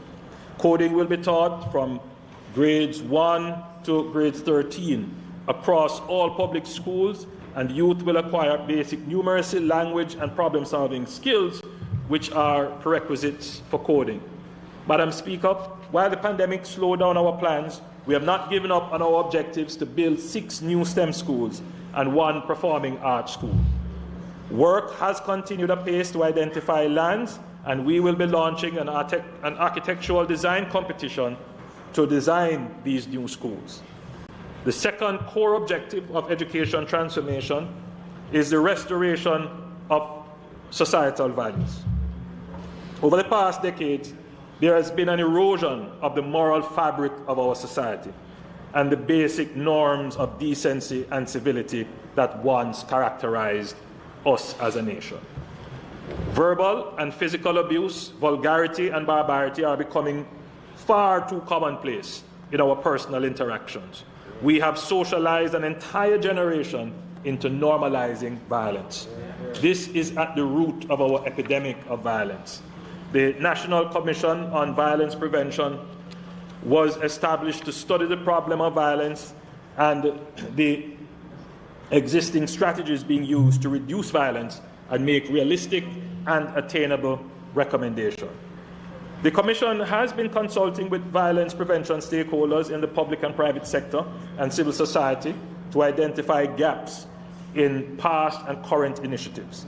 The research confirms that violence prevention is a complex task and requires a comprehensive approach, including legal, educational, cultural, behavioral, and social protection interventions. Another critical finding is that violence prevention is most effective when it begins at an early stage. Parenting support and early childhood development are critical investments in violence prevention. Over time, violence prevention recommendations will be used to guide the creation of policies and programs geared towards a shift in cultural norms and behaviors. If we are to have any hope of restoring values, attitudes, and behaviors that we once cherished as inherently Jamaican, they must form a central part of the education and socialization of our children. Component of our educational curriculum must be focused on developing the socio-emotional intelligence, competencies, and skills that will enable us individually and as a people to accomplish great and complex tasks productively with a pro-growth and pro-social mindset while managing our emotions in social transactions to resolve conflict without violence and deviance. The third core objective of education transformation is to address long-standing issues of inequity in our system. Education is a great socio-economic equalizer. Several of us came from very humble beginnings and are here as a result of access to education. We owe it to current and future generations to give them the same opportunity. Under our current education system, access to the best schools is highly correlated with socioeconomic status. We must take decisive steps to improve access to quality education for the poor and underprivileged. We now have the report on the Education Transformation Commission, chaired by Professor Orlando Pattison, which provides us with a solid blueprint for recommendations for the way forward. The Ministry of Education and Youth has begun its analysis of the report and recommendations. Madam Speaker, one of our challenges as a country has been implementation.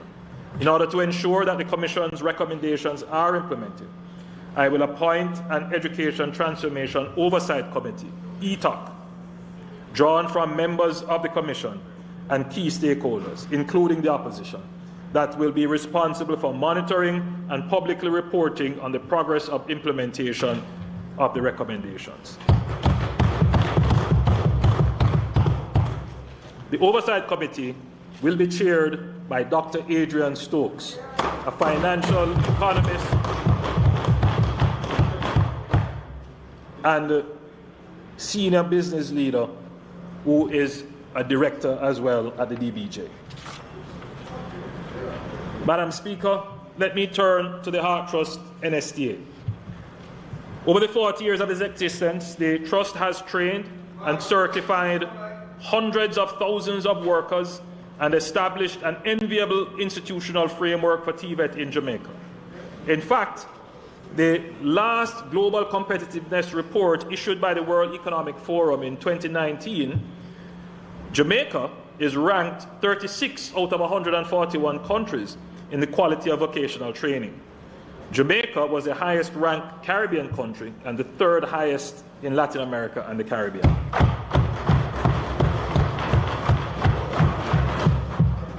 Madam Speaker, while we work to strengthen the governance of the Trust and refocus its strategy to improve its effectiveness, let us not throw out the baby with the bathwater, proverbially.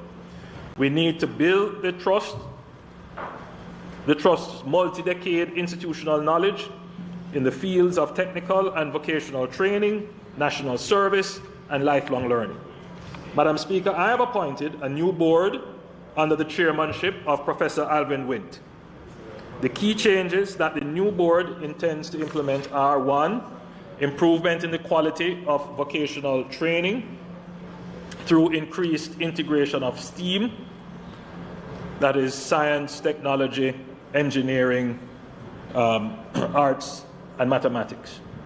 A shift in the training model to a greater focus on industry attachment through apprenticeship, reintroduction of service corps to increase engagement of unattached youth and strengthen national service in environmental management, geographic information systems, infrastructure and construction, document management and digitization. And we will increase our engagement of at-risk youth.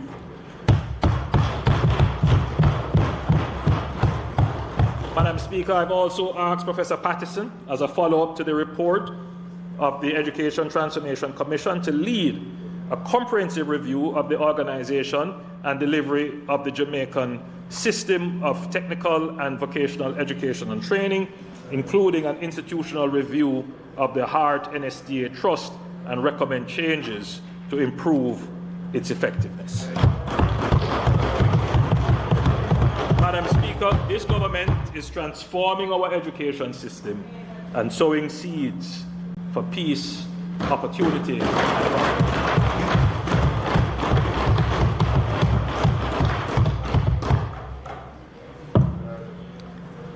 Madam Speaker, this government has always viewed development of infrastructure as a key driver for progress and a critical enabler for productivity, job creation, poverty reduction, and sustainable economic growth. We are improving our physical infrastructure: roads, bridges, houses, ports, schools, hospitals, police stations, tourist establishments, water and sewer lines, you name it, and our digital infrastructure as well. which are the foundational services necessary for the information technology capabilities of our country, which will become a digital society. Let me emphasize that infrastructure is not just roads and buildings. It is the interconnected system of sustainable, resilient, and inclusive solutions that work together to drive progress towards our goals. In order to optimize these solutions and accelerate growth, the link to improvement in quality of life must be evident. Madam Speaker, we are cognizant that Jamaica's infrastructure is also under stress because much of our infrastructure is aged. We have population and economic activity shifts. In this, our 60th year, we must tactically and strategically plan for our development to address the current symptoms of infrastructure deficits: traffic congestion, inadequate health care, poorly designed townships, insecure water and electricity supply, as well as pollution. It is why the strategic aim of this government has been to deliver modern infrastructure that meets our present needs and facilitates future development. Madam Speaker, it is often said that the road to development begins with a road. However, when road networks are not properly planned, they become a hindrance to development. The approach to improving our road network has to be strategic and systematic in order to future-proof the development opportunities. Madam Speaker, as Jamaica becomes more urbanized, it is obvious that our present road network cannot efficiently carry our development needs. By our history, most of our roads followed the coast, as many towns formed around ports. We are now finding that our coastal roads are at risk from sea level rise. But they also cut through valuable beachfront land, which limits development prospects. Some of our main roads and highways pass through one-road townships, which slow down traffic significantly and increases travel time. We have been steadily developing a program to move our roads inland as much as possible and realign routings for highways to avoid going through townships.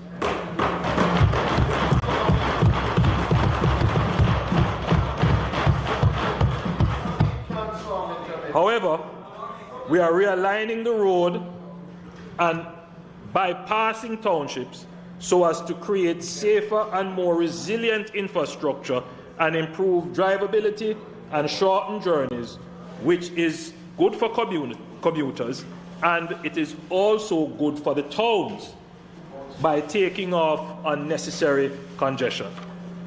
Madam Speaker, the grand vision, which is also a practical vision, will not only involve the relocation of roads to safe ground and better alignment. There are townships that in their present locations are indefensible to climate change effects or logistically challenging for greater development plans. I know the minds of some is that towns are immovable. Once they are there, they will always be there. But I wish, Madam Speaker, to disrupt that thought process. Not all towns are immovable. And not all towns last forever. And indeed, Jamaica has the capacity to build new towns and build new cities, move others. Yes, we can do it.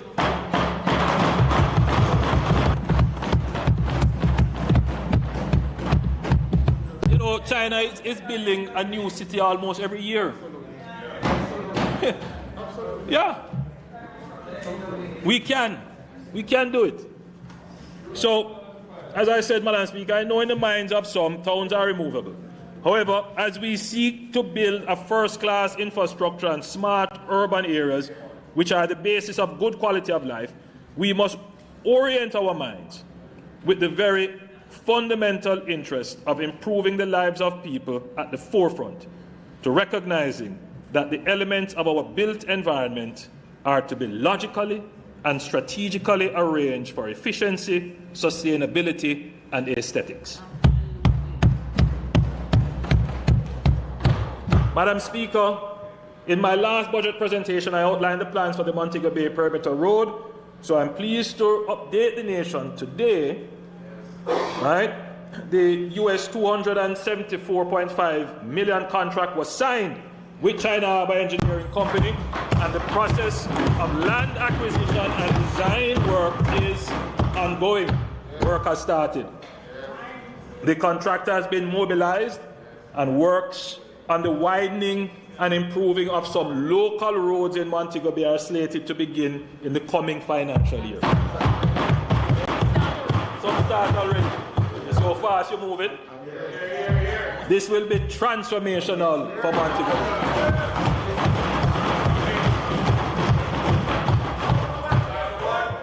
Allow me to note two other important features of this major road project. The development will be done in an environmentally sustainable manner, as NROC and the Forestry Department have signed an MOU which will see large-scale replanting of trees, approximately 62.5 hectares, to replace the tree cover that may be affected during the construction. Now, Madam Speaker, just a quick diversion. I'm watching the time. People say, I've heard criticism such as it's a conflict of interest to have, environment in economic growth. Madam Speaker, that's old thinking. If you're going to be sustainable, then you need to have both on the table. And this is why you get things like this. A memorandum of understanding between forestry, which is under economic growth and job creation, and NROC, which is under economic growth and job creation, because they all come through one authority. So there is synergy. So the things work better together.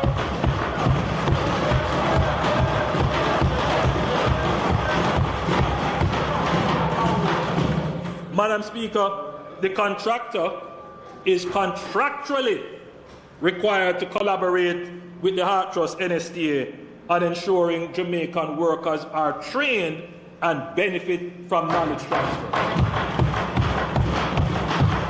How that come about, Madam Speaker?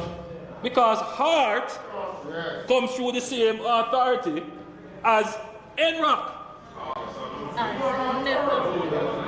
So we put the two things together, Madam Speaker. We make sure that they work together for good. So, Madam Speaker, this is not going to be a project where you're going to see a whole lot of imported workers. This is going to be a project where you will use local workers.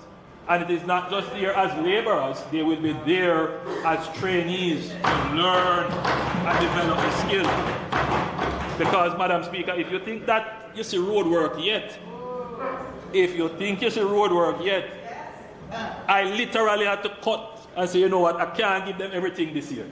Leave some for next year. Madam Speaker, it is such a tremendous significance that I will again highlight that this will be the first major highway development which is financed with Jamaica's own resources rather than borrowing.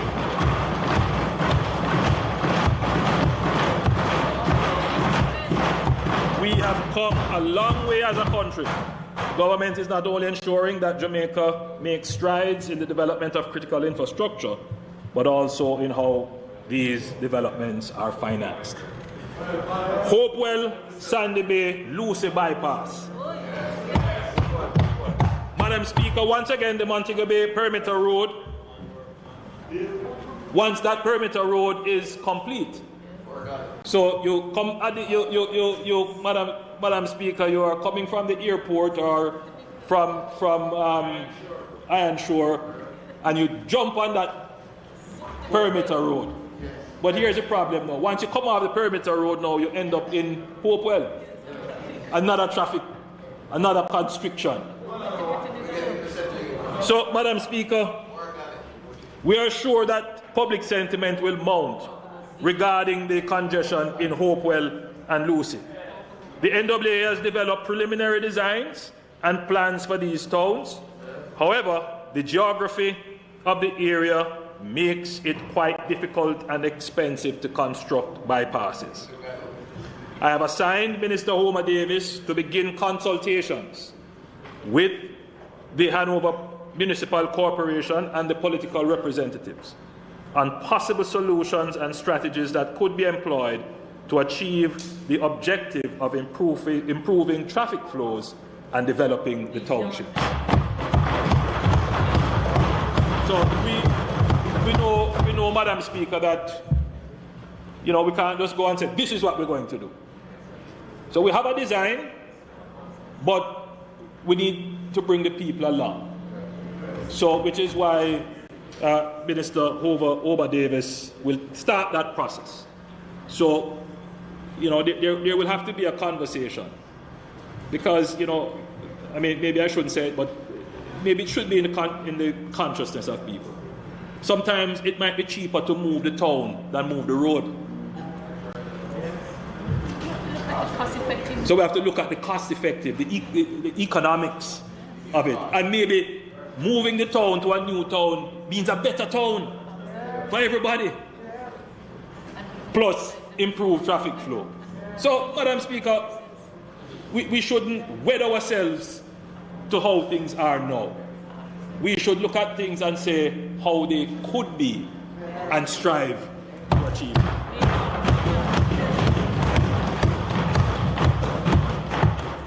The Southern Coastal Highway Improvement Project. Madam Speaker, the implementation of the Southern Coastal Highway is one of the government's flagship road projects for this upcoming fiscal year. The works will be implemented under the project include the road widening and realignment, the drainage upgrade, bridge construction, water line and sewer line installation, ducts for fiber optic cables, traffic management improvement, and safety improvement such as sidewalks, street lights, markings, and signage. This is not only a roadway, it is a development corridor and a game changer for the eastern end of the island.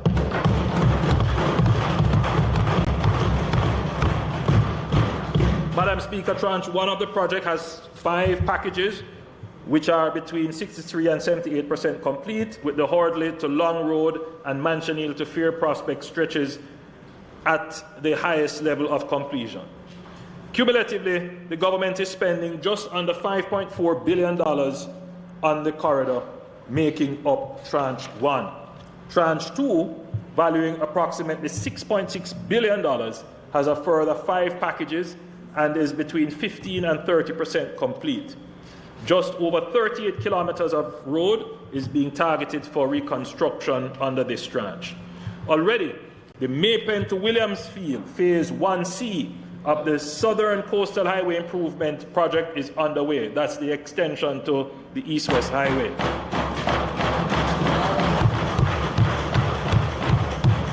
Upon completion, this road extension will enable the bypass of the winding and narrow roads of Porus in Manchester, eventually merging into the Melrose Hill bypass. It will reduce the travel time from Kingston to Williamsfield to approximately 40 minutes.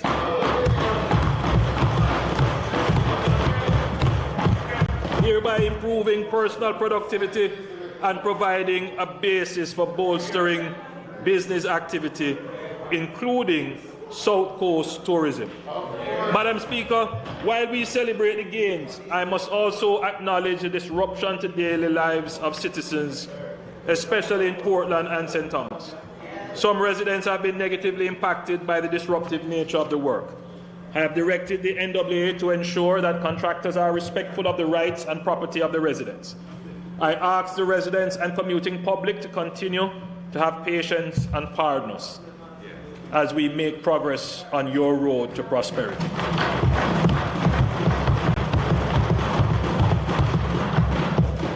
You will be the beneficiary of a high-quality integrated road infrastructure that will enable future economic development, at least for the next 40 years.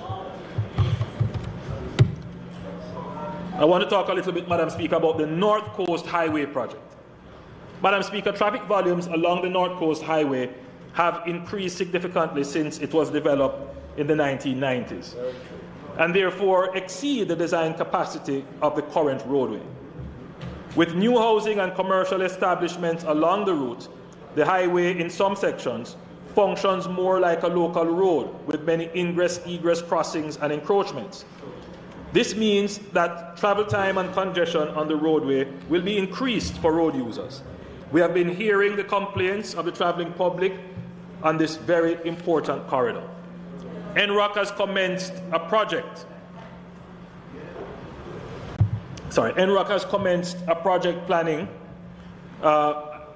exercise to upgrade approximately 60 kilometers of roadways from Sea Castles in St. James to Morat Bay in St. Anne, from 2 lanes to 4 lanes, with a 21-kilometer 4-lane bypass for the now constrained and congested towns of Discovery Bay and Runaway Bay.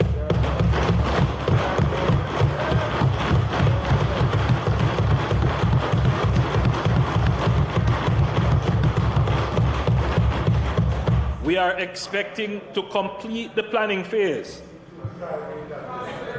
to progress to the public investment approval phase and the procurement phase in time for construction in the next financial year. That's the target I'm setting. You know, I'm looking at the Minister of Finance because this is a special project. I won't say too much about I won't say too much about why it is a special project, but it is like the Montego Bay bypass. It will be funded from our budget.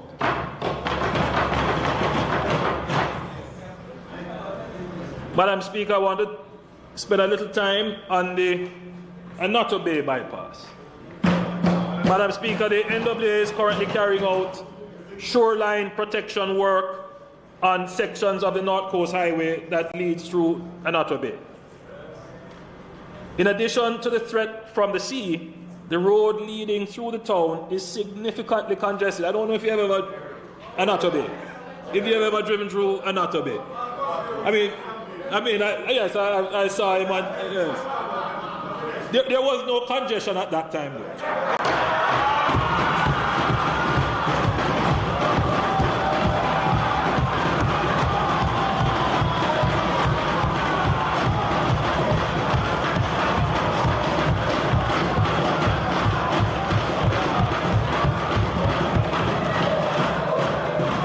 The NWA has finalized an alignment for the bypass road, which is more inland.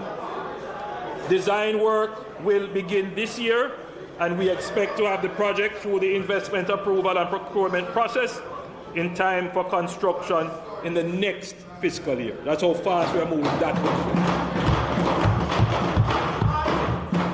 It's not an expensive project, it's not long either. It's very short.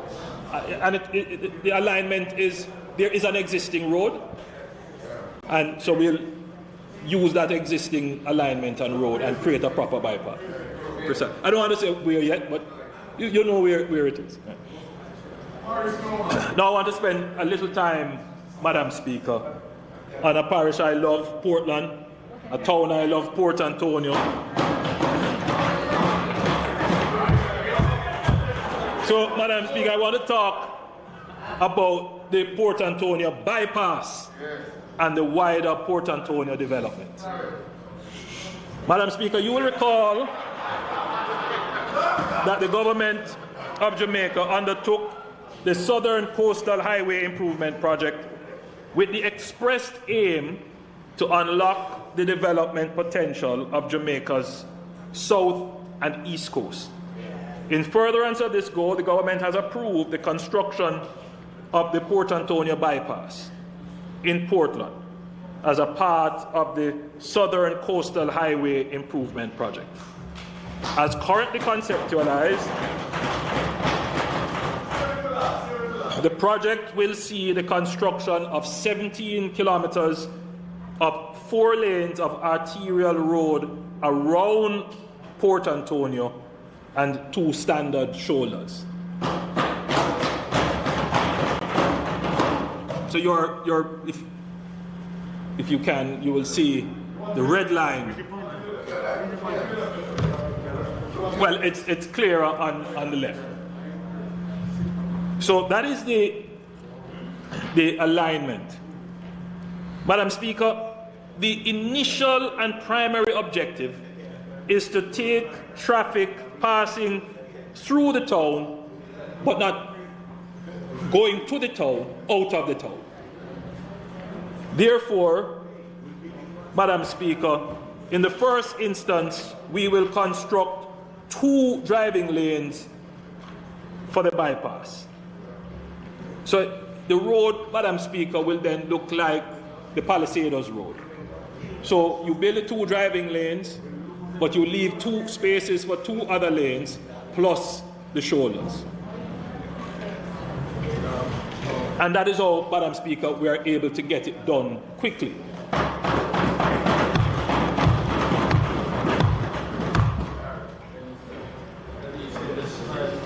So, Madam Speaker,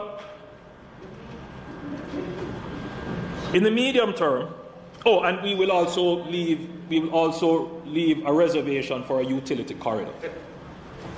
The medium-term objective is to plan out residential and limited commercial developments along the bypass corridor, which will connect with the 140,000 square feet Boundbrook Urban Center. So the strategy, Madam Speaker, is that it is not really a bypass. It is a development road. That's what it is. But what we're doing is taking the road through relatively virgin territory, bypassing the main town, but strategically plan out around that bypass road, and then that bypass road will eventually become the development main road through a new development for Port Antonio.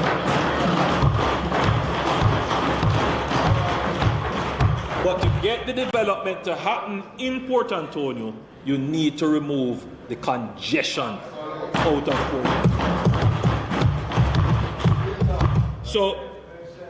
So this will create opportunities for the people of Portland to have access to structured development while lessening the urban use of Port Antonio itself. You know, Port Antonio is such a beautiful town, but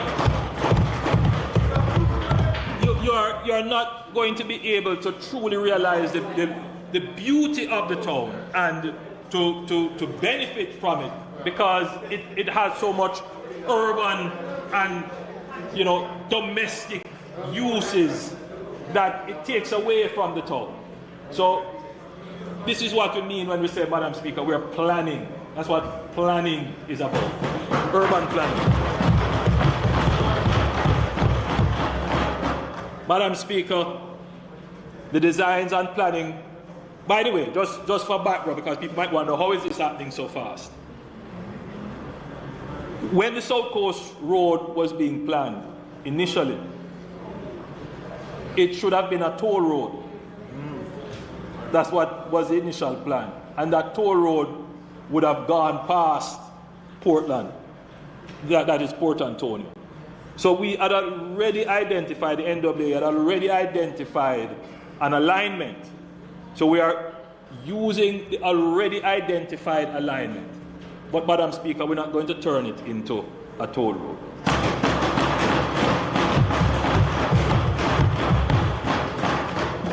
Some of the lands we already own, much of it, some of it we will have to acquire, but we are committed to it and we are moving ahead, and the objective is that it will start in the 2023-2024 financial year. That is in the next financial year.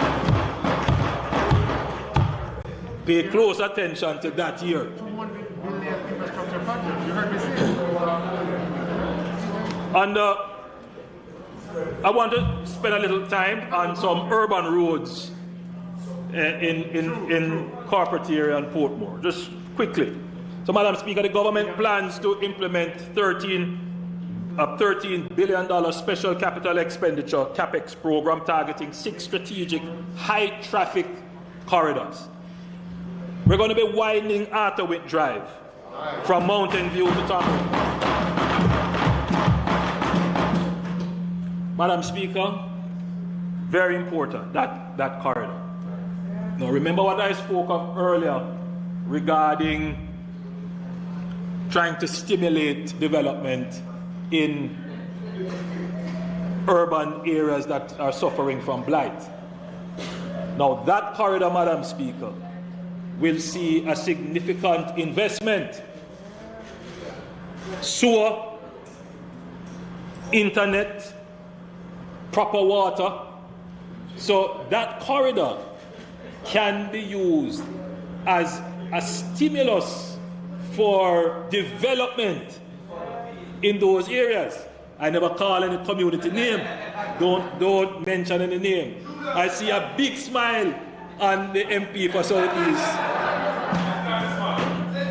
But we intend to sit down with you and work out what is possible, seeing that the government is putting this massive investment in that area.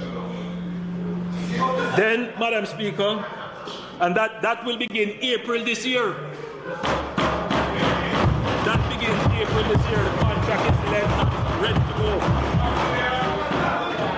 Then, Madam Speaker, the dualization of Grange Lane, I-95 to Madrid Avenue, including Cumberland Gully Bridge. That's in Portmore, New Parish. That begins in May 2022. Widening on time. Widening of Brayton Road and part of Helsha Main Road, that is from Naggerhead to the Texaco gas station to East Mid Street. That begins next year, April 2023. Widening of the Sandy Gully Bridge on Washington Boulevard, that is north side, at Pembroke Hall to part of Ken Hill Drive dualization. And that begins April 2023, next financial year. And then, Madam Speaker, did I leave one out? The big one. Very important, Madam Speaker, the dualization of East Kings House Road and Lady Musgrave Road. Madam Speaker, we know, Madam, it's between both of them. Madam Speaker, we know that there are concerns being expressed. No, man, Madam Speaker, we know that residents have expressed concerns about the improvement of this particular corridor. The fear is that it might bring more traffic to the area.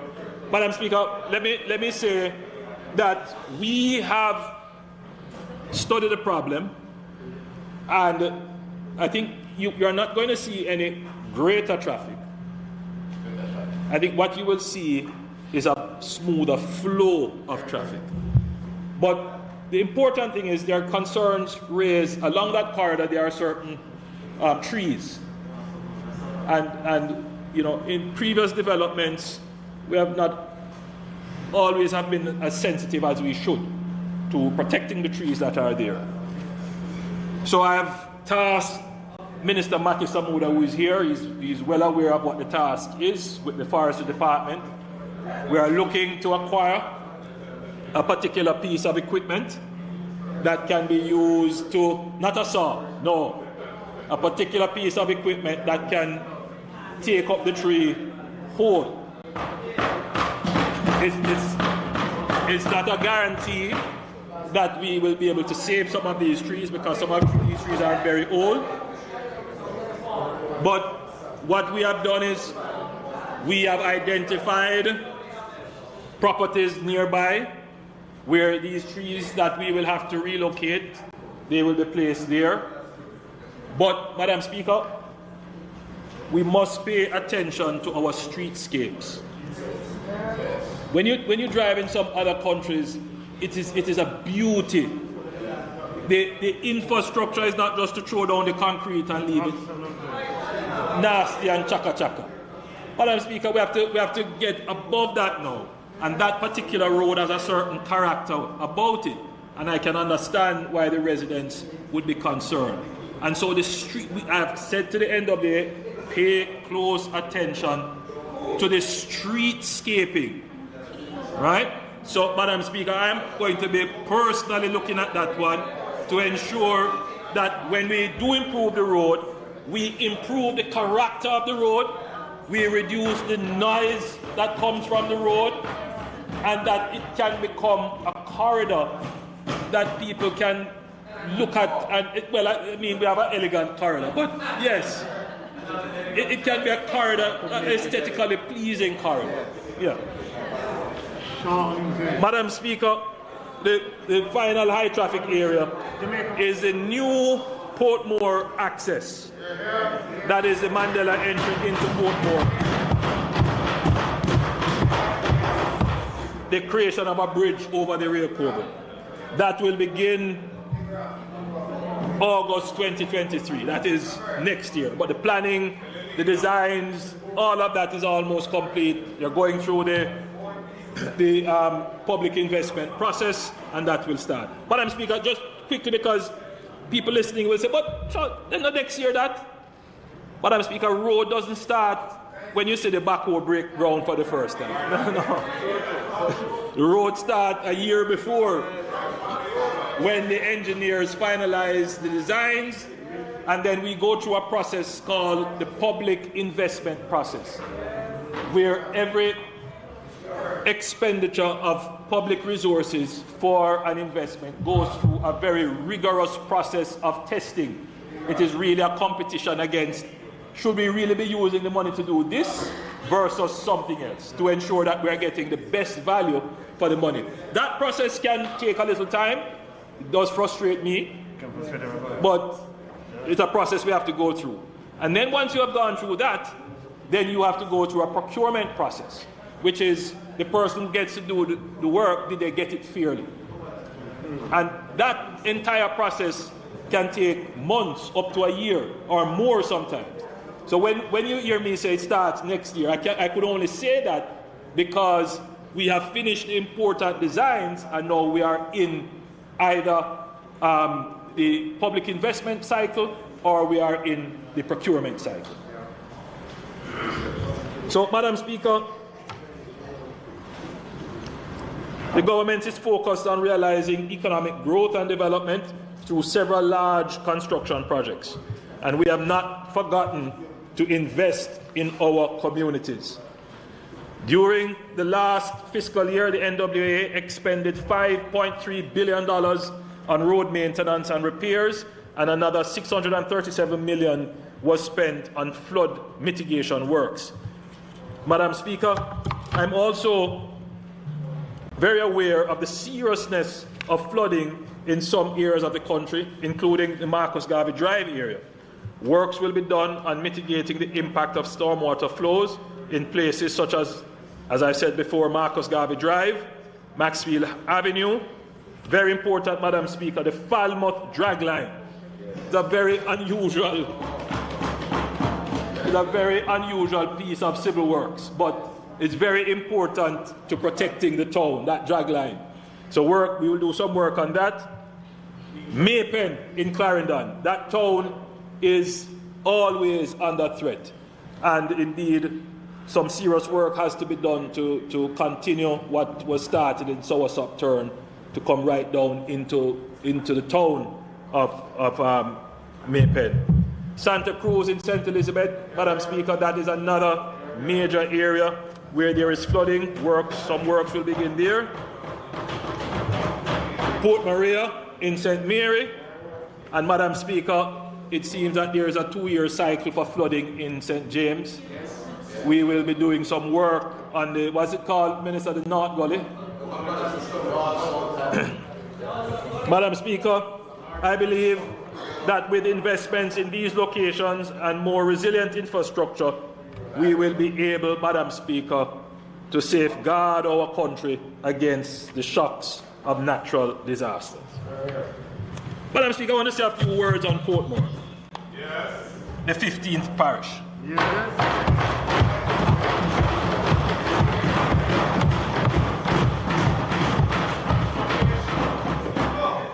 Madam Speaker, the English colonial government divided up Jamaica into 3 counties and various parishes for purposes of political and municipal administration. Jamaica has had as many as 20 named parishes. I think it's 22 named parishes. We no longer have a St. Thomas in the Vale or a St. Dorothy. These parishes were all incorporated into the parish of St. Catherine by law in 1867, which defined our present 14 parishes today. We struggle, obviously, to understand the rhyme and reason behind why the British divided the parishes as they did. But anyone who understands local governance and the management of emerging communities will recognize, Madam Speaker, the importance of matching political and social organizations to physical boundaries. Very, very quickly, you have persons who may be attached to an acreage of land. They have lived there for years. They have developed their own culture. They have put in their own road networks. They have their own way of schooling. And that area defines the group. So you try not to, in determining how you will administer the area, to separate the group. That has been the classic case of Africa, for example. When the colonial powers went to divide up Africa, they didn't pay attention to the group and social dynamics, and so they set up countries and divided peoples, right? And it's the same principle. So if you're going to set up a structure to administer an area, you want to ensure that the geographical area largely, if not substantially, contains the people who live there. So, Madam Speaker, there is no question that Portmore has evolved distinctly and discreetly from St. Catherine within a particular geographical boundary. There's no question about it. No, I'm not, obviously, but I understand Portmore because I was born in St. Catherine, and I grew up with many people from Portmore. So there is a Portmore culture. There's a way of how they think, how they perceive themselves, their outlook, and it's very progressive. So Madam Speaker, they want to see their geographical area properly defined relative to where they live. So, Madam Speaker, the people in Portmore identify themselves with the geographical area.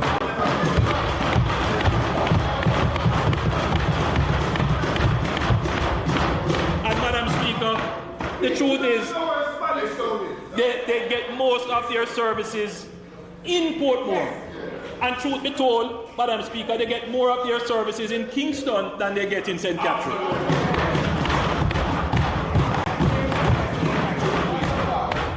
Madam Speaker, even though there are some mumblings on that side, there has always been that recognition. Because that is why they gave Portmore municipal status. They've always recognized that. That's what George Lee said. That's why he felt he emerged as a leader, leading that view that we are a people emerging with our own culture, our own outlook, our own views. And what you decided to do was not to go the route of giving them parish status. You say you're not ready for that yet. Give you municipal status. But Portmore has evolved within that 10 or so years. There are how many years now on municipal? More than 10 years on municipal authority. So they have evolved. In fact, Madam Speaker. Almost 20 years. Almost 20 years. In fact, the municipal, just to be clear, the municipal administration of Portmore is such, Madam Speaker, that none of its services are managed in St. Catherine. In other words, all the municipal functions, meaning the city management functions, are done within Portmore. So you wonder, why would they continue to be a part of St. Catherine? In fact, Madam Speaker, my understanding is that none of the St. Catherine municipal, the councillors sit in the Portmore municipality. But the reverse is that they all, the Portmore councillors all sit in the St. Catherine municipality. Now what that says, no, that's not what it is about, because I have to address that point. Because, Madam Speaker, because what it is saying is that there is a kind of misrepresentation going on. Because the Portmore issues have nothing to do with the St. Catherine issues, really.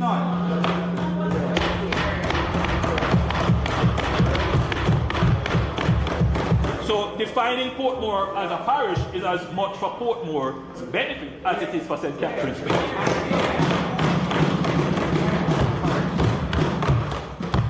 There is no question, Madam Speaker, that Portmore has evolved to be able to administer its own affairs. Madam Speaker, I don't want to go too much, Madam Speaker, into the technical issues about why you would, give the ability to govern affairs. But there are certain principles. One of them, Madam Speaker, is the principle of subsidiarity. Very important principle as to how and why governments emerge. Madam Speaker, Portmore has evolved even further since its municipal state, and it became quite clear to me during the pandemic, which necessitated the lockdown of Portmore, that Portmore was geographically, socially, and economically constituted as its own distinct administrative unit and concern, quite unconnected to the issues and concerns of St. Catherine, the St. Catherine Municipal Corporation.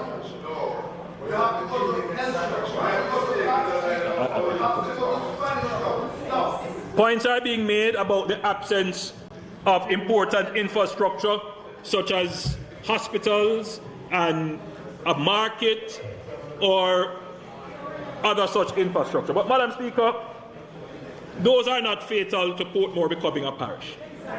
As announced earlier, the government will be undertaking 3 major road improvement projects in Portmore between this year and next year, including a new seamless access to Portmore from Mandela Highway. The Ministry of Health and Wellness has already unveiled plans to significantly improve the health center that is there into, what is it called, a type 5? To a type 5 health center, which is basically a hospital. The government is now actively reviewing lands in Portmore to construct a fire station and a market. And UDC is finalizing plans to construct a climate change park. Yes. We have, Madam Speaker, we have, thanks to former Prime Minister P.J. Pattison, we have the Emancipation Park. That's the theme of it.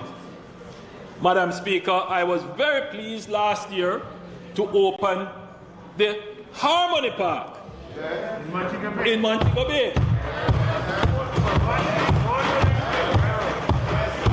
And now, Madam Speaker, next year we will be opening the Portmore Climate Change.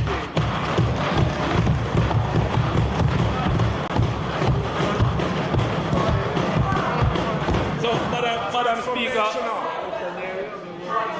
the government intends to develop Portmore into a smart tech city, serving the global services and knowledge services industry. Through the Port Authority and the Factories Corporation, we are making major investments in infrastructure to support these industries. We know that the people of Portmore share this vision of an economically thriving, urban, modern, creative, and socially progressive community.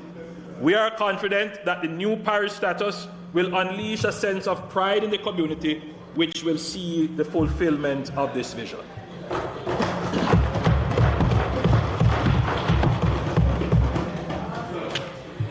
Madam Speaker, I quickly want to turn to the Port Authority.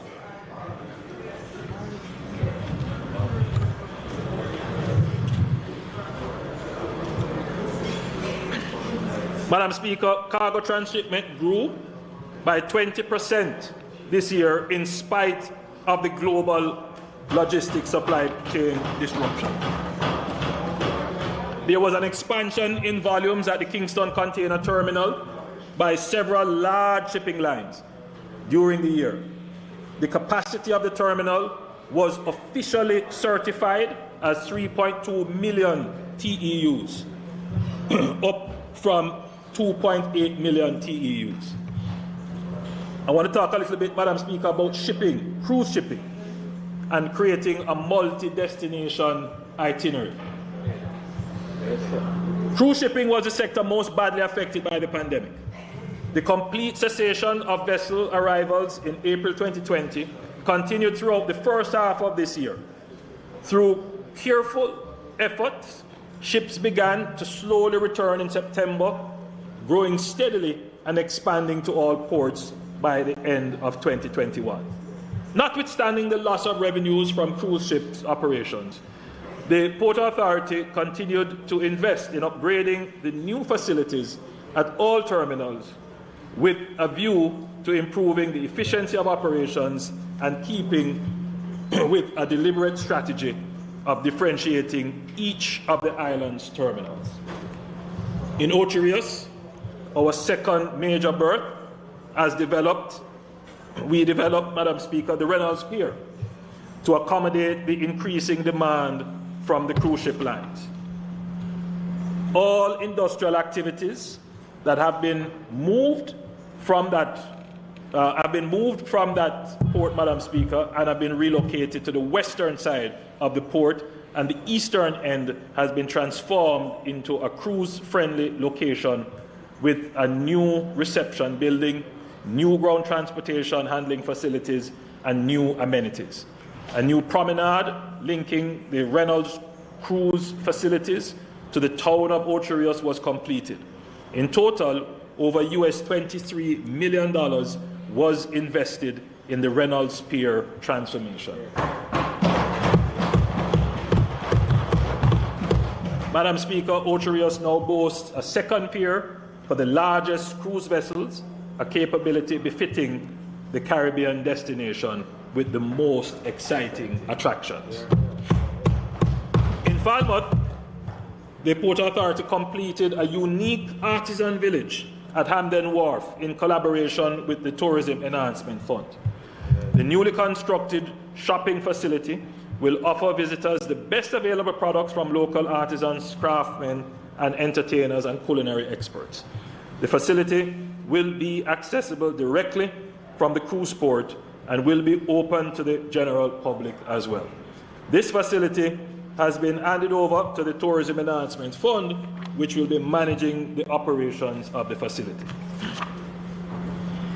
In Port Royal, which I call my baby, in Port Royal, the new terminal has been completed and is fully functional with attractive reception facilities, ground transportation handling facilities, and the Seawalk berthing system. In addition, Fort Charles has been substantially upgraded. A new promenade linking the terminal to the town has been constructed.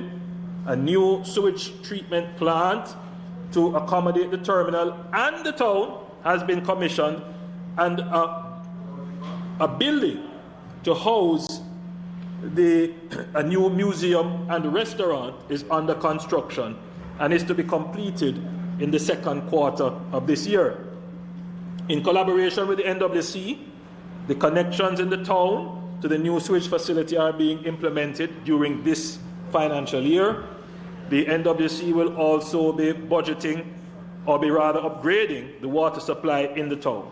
The National Housing Trust and the Housing Agency of Jamaica will collaborate with the Port Authority and the Urban Development Corporation to renew the housing stock and associated infrastructure in the town, and to participate in the implementation of the new master plan. Madam Speaker,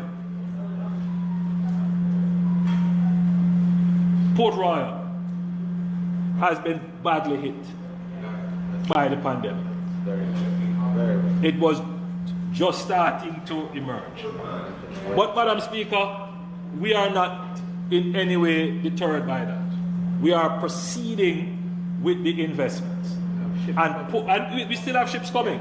Madam Speaker, Port Royal is going to be the gem of ports. Madam Speaker, it has history, it has culture, it has location, and it has a certain natural charm about it. It is going to be a gem in our crown of ports. Madam Speaker,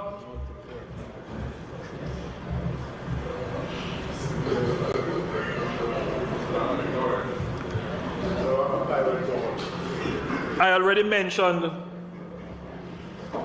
some of the plans for the Port Antonio bypass. The other half of the plan is to develop the tourism potential of the town. I have given directions to the Port Authority to develop the East Harbour as a cruise port and to develop the lands surrounding West and East Harbours, Titchfield Hill, Navy Island, Boundbrook, and the Folly lands, utilizing a public-private partnership framework to construct appropriate hotels, resorts, residences, shopping, galleries, and restaurants in this area. Madam Speaker,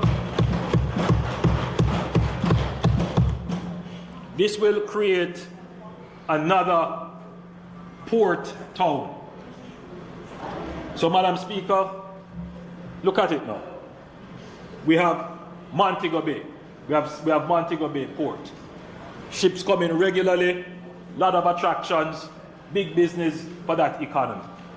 Then you come down now, you have Ocho Rios, Falmouth, which is the biggest port we have. Then you have Ocho Rios. Now you're going to have, well, we have Port Royal, but going around the island, you will now have East Harbour in Port Antonio.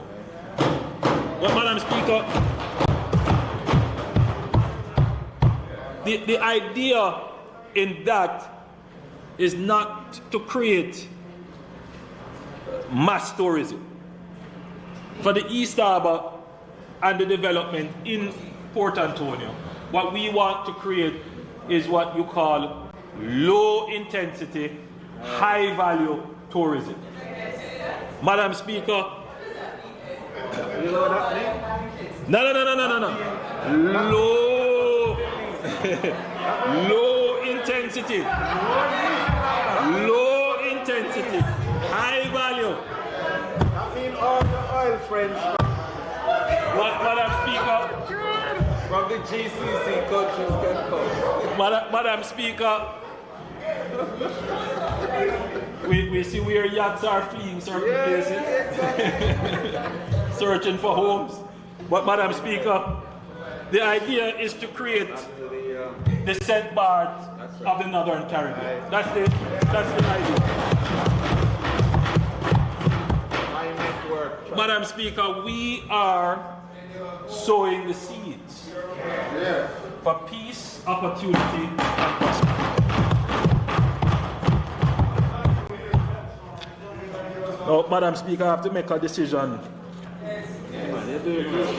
as to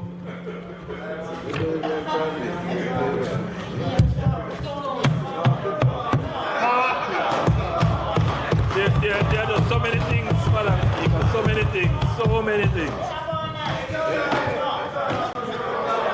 Madam Speaker, let me quickly speak about the special economic zones. So, for the same Port Authority, Madam Speaker, in respect of special economic zones, the development of 160,000 square feet of modern new facilities was completed at the Portmore Informatics Park, which is now fully tenanted. The modern new campus, constructed at a cost of US $21 million, establishes a new benchmark for the global outsourcing sector, which is seeking to move up the value chain to create new, higher value added jobs. So you see why we are saying, Madam Speaker, that we have strategically placed investments in Portmore that can match with the developing culture and ethos of Portmore. And therefore, Madam Speaker, in the next decade, Portmore is going to be probably the richest parish.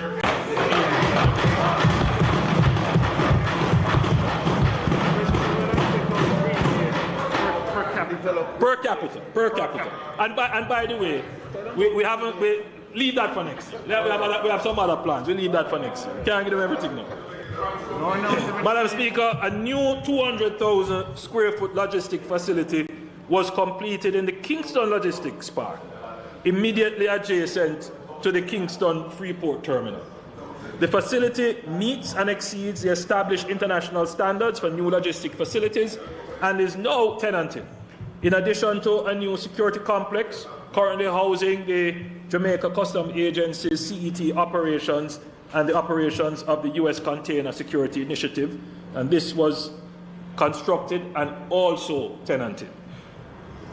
Madam Speaker, the Port Authority bought a new Tender Boy ship for US $17 million, replacing its fleet, renewing its fleet. And that, Madam Speaker, is very necessary for the safety of the harbour, a major investment.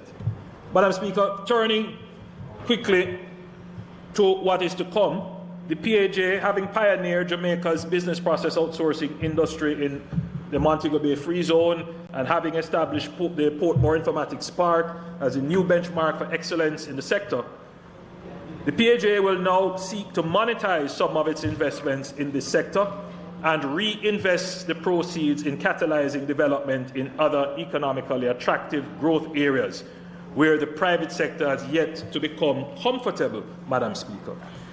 This is consistent with the Port Authority's role as an agency of the government that catalyzes and stimulates development.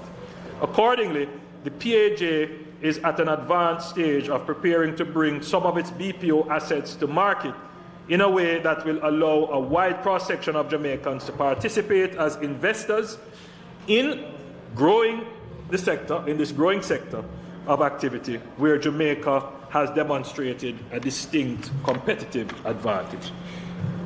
The proceeds from the monetization will be reinvested in expanding near-port logistics assets immediately adjacent to the Kingston container terminals and in Caymanas. This is an important area of opportunity for Jamaica, with the improving competitiveness of our terminals and the trends towards nearshore production and logistics operations in our hemisphere. Madam Speaker, just very quickly. So what this is, it's couched in technical language, but the Port Authority was a first mover and investor in the BPO sector. Its assets are now mature assets. The sector is now fairly mature. They are generating steady streams of income. Those assets can now be leveraged. They can now be placed on the stock market, for example, or divested in other ways.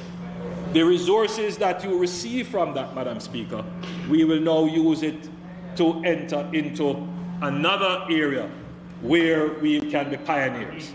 And when you look at Caymanas Special Economic Zone, that has been going now since we were in government first in 2007.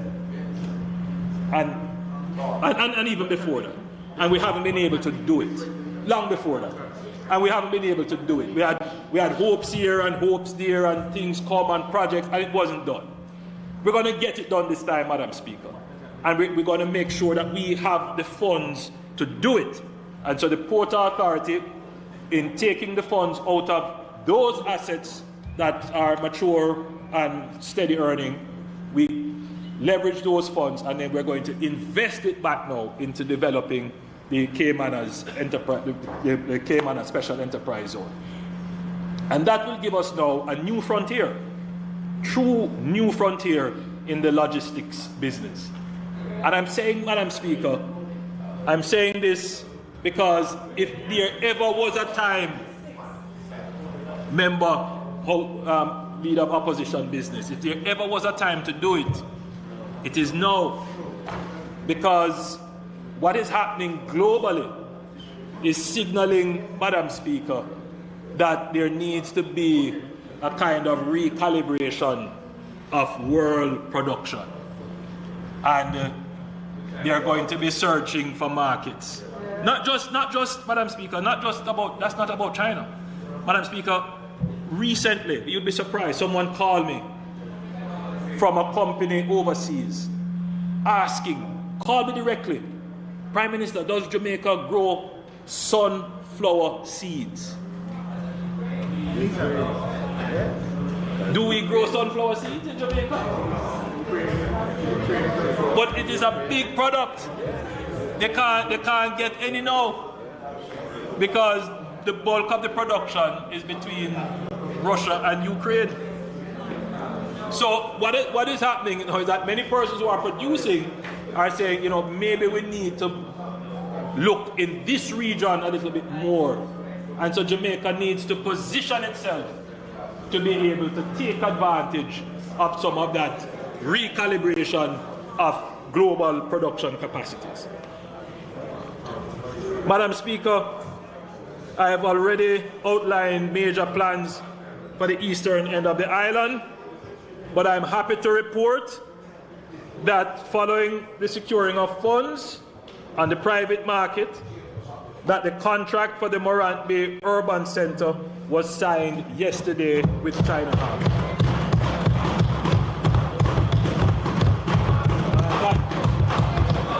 That project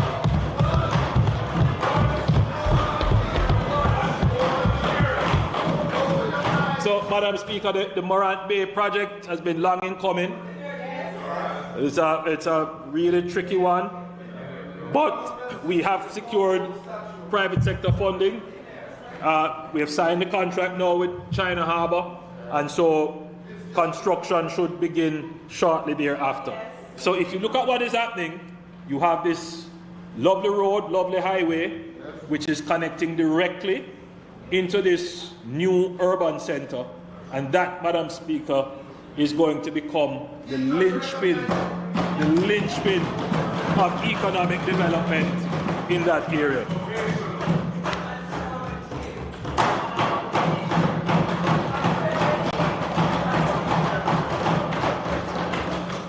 Madam Speaker, the DBJ continues to support. The Minister of Finance, I'm sure, will say some more on that. But I just want to give a quick update, very quick update on Bernard Lodge. Bernard Lodge, which was much maligned and criticized, that project is moving very well. The lands, Madam Speaker, have gone through a very rigorous process of divestment, and so far, Madam Speaker, let me see.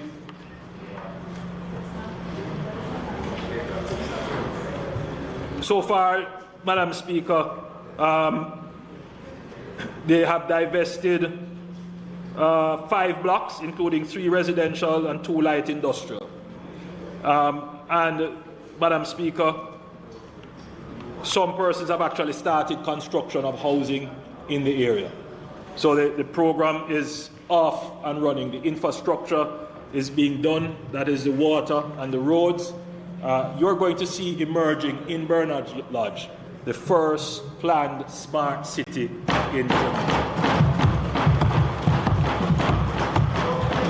So, Madam Speaker, I'm going to spend a little time now on the NHT. I couldn't come to Parliament and not say something about the NHT, Madam Speaker. The NHT has continued to focus on the increased deployment of its financial resources towards creating and financing housing solutions. A total of 92% of the Trust's total assets is now invested in housing. Can you imagine that? 92%. There was a time, Madam Speaker, when that wasn't the case.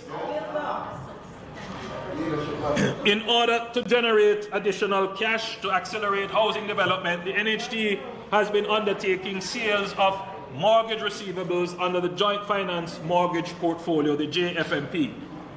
The sale of mortgage receivables resulted in inflows of $11.5 billion in this financial year, following $26.2 billion in the previous financial year. The sale of the remaining portion of the JFMP is expected to be completed by the middle of the upcoming financial year. The NHT is projected to create a total of 7,324 new mortgages at a value of $30.27 billion by the end of March 2022. Housing expenditure for the current financial year is projected at $50.4 billion, up from $44 billion in the previous years. Madam Speaker, since 2016-2017, the NHT has steadily increased its housing expenditure, more than doubling it from $24.1 billion in 2016-2017 to $50.4 billion in 2021-2022. The Trust is projected to achieve 3,259 housing completions for the 2021-22 financial year. Notably, the completion of projects has been adversely affected by the pandemic. Madam Speaker, let me spend a little time on housing starts. If I could get the display table. Madam Speaker, the table displayed outlines the government's plan for housing starts for the next 4 years relative to the commitment to build 70,000 houses. With current developments completed, under construction, in negotiations, budgeted, or in planning and designs, we have programmed 43,172 units of the 70,000 we are committed to build. Madam Speaker, even at that level, that would be the most houses ever built by any government. 43,000. We are certain of. We know that we can get that. We promised 70. We committed to 70. But where we are now, we are at 43,172. The NHT has 30,280, which we are sure of. The HAJ will give us 5,443. Greater Bernard Lodge, we will get 5,134. Our social housing program, Madam Speaker, we will get 2,315. So you will say basically, for this year is 350, 5 per MP. We are going to increase in the next budget, and we will try and maintain a minimum of 500 social housing. So that will give us 2,315, which we are certain of, right?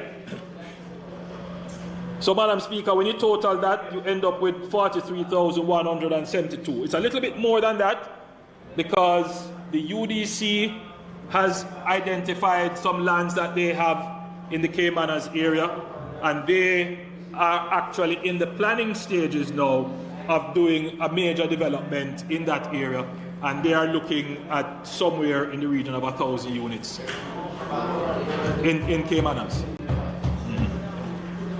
Madam Speaker, the government's stated target of 70,000 new housing solutions by the end of 2025-2026 is not a pipe dream. There are concrete plans in place to achieve it. Madam Speaker, during the 2021-2022 year, projects at Perth 1A, Manchester, Seascape, and the Ruthven Towers in Kingston and St. Andrew, as well as Twickenham Glades in St. Catherine, were completed. Currently, the NHT is overseeing ongoing construction activities at 24 housing developments with a total of 11,394 housing solutions. Madam Speaker, I should state that the mandate of the NHT is not only to build house. We have been hearing the cry of the people for affordable housing. Absolutely. We have been sharpening our pencils to get the numbers down through creative designs and material use and creative financing options. But even at those price points, housing is just not affordable for a large segment of the Jamaican population. For barbers, mechanics, household helpers, taximen, cooks, gardeners, owning a home is almost an impossible dream for them. Though some of these persons may have been contributors to the NHT and would have been entitled to a loan, there were very few housing solutions that their income could afford. In effect, this socio-economic demographic of persons have technically been financing higher income earning groups because they are contributing to the trust but not able to find a home. Other groups are able to find, so they use the funds. Madam Speaker, we have instructed the NHT that in its current housing development, it must focus on housing solutions that will come to the market between $8 million and $11 million. Someone purchasing a house today for $8 million would be paying, on average, $29,800 per month for mortgage, on average. This is still high, but reasonable. And it is an improvement as the average range previously was $11 to $15 million. And at the lower end of that range, you will be paying $39,500,000 per month. So it is, so targeting this lower range is an improvement, $39,500. Sorry, $39,000. So Madam Speaker, we recognize that even with this thrust, that we will get some persons in the lower income band, but not all of the lower income band. There still needs to be another effort. So, Madam Speaker, the only way to bring the housing cost lower is for the government to subsidize the unit. Currently, the government does not fully subsidize units, and we couldn't. We do some subsidies. Currently, the government fully subsidizes the social housing program that are targeted to indigent beneficiaries. The HAJ and the NHT does some subsidy through their development by absorbing planning and approval costs, land acquisition costs, and sometimes they even absorb some infrastructure costs.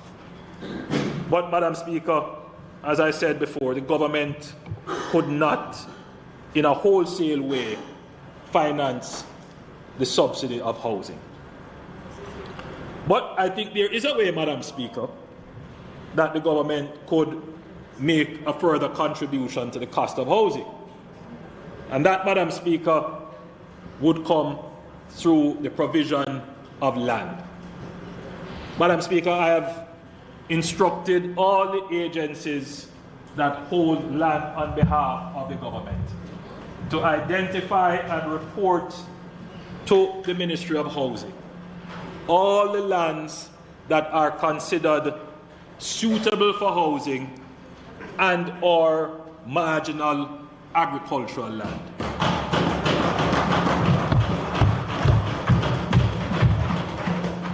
So the Sugar Company, the NLA, NWC,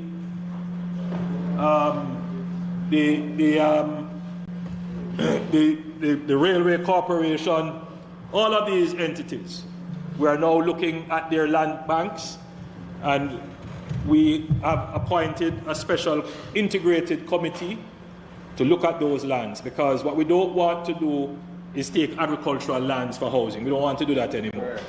So that committee will look at all the lands and determine whether or not the land is marginal. Some of the lands we have are classified as agricultural, but can't be used for agriculture because of saline intrusion. Some are titled as agriculture, but some of the land might be hillside, rocky, and so forth. So we're going to do a detailed inspection of the lands that are available, and when we come up with the determination of how much land there actually is, then we will come to the Parliament and we will have a debate about how we should treat with these lands and how we can use it to further bring down the cost of housing. Madam Speaker, in an effort to significantly increase the supply of new housing solutions, the NHD reviewed financing options that would substantially increase the amount of funding available for new housing constructions. The NHD developed a new financing and product delivery framework. The new framework is an arrangement with partner mortgage lending institutions that is regulated by the Bank of Jamaica. The fund that the full mortgage dispersed, the new. Have some more.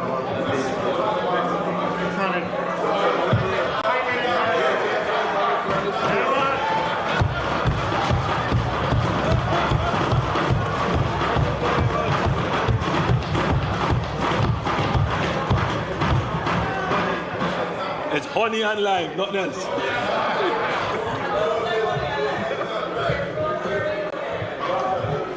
And a tubs of rum, that's it.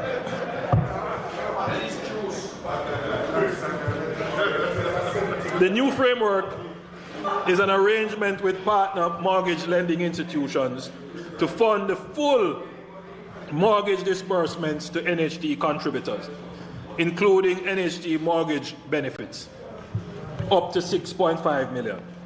This disbursement, including the NHD's portion, will be fully financed by the partner institution.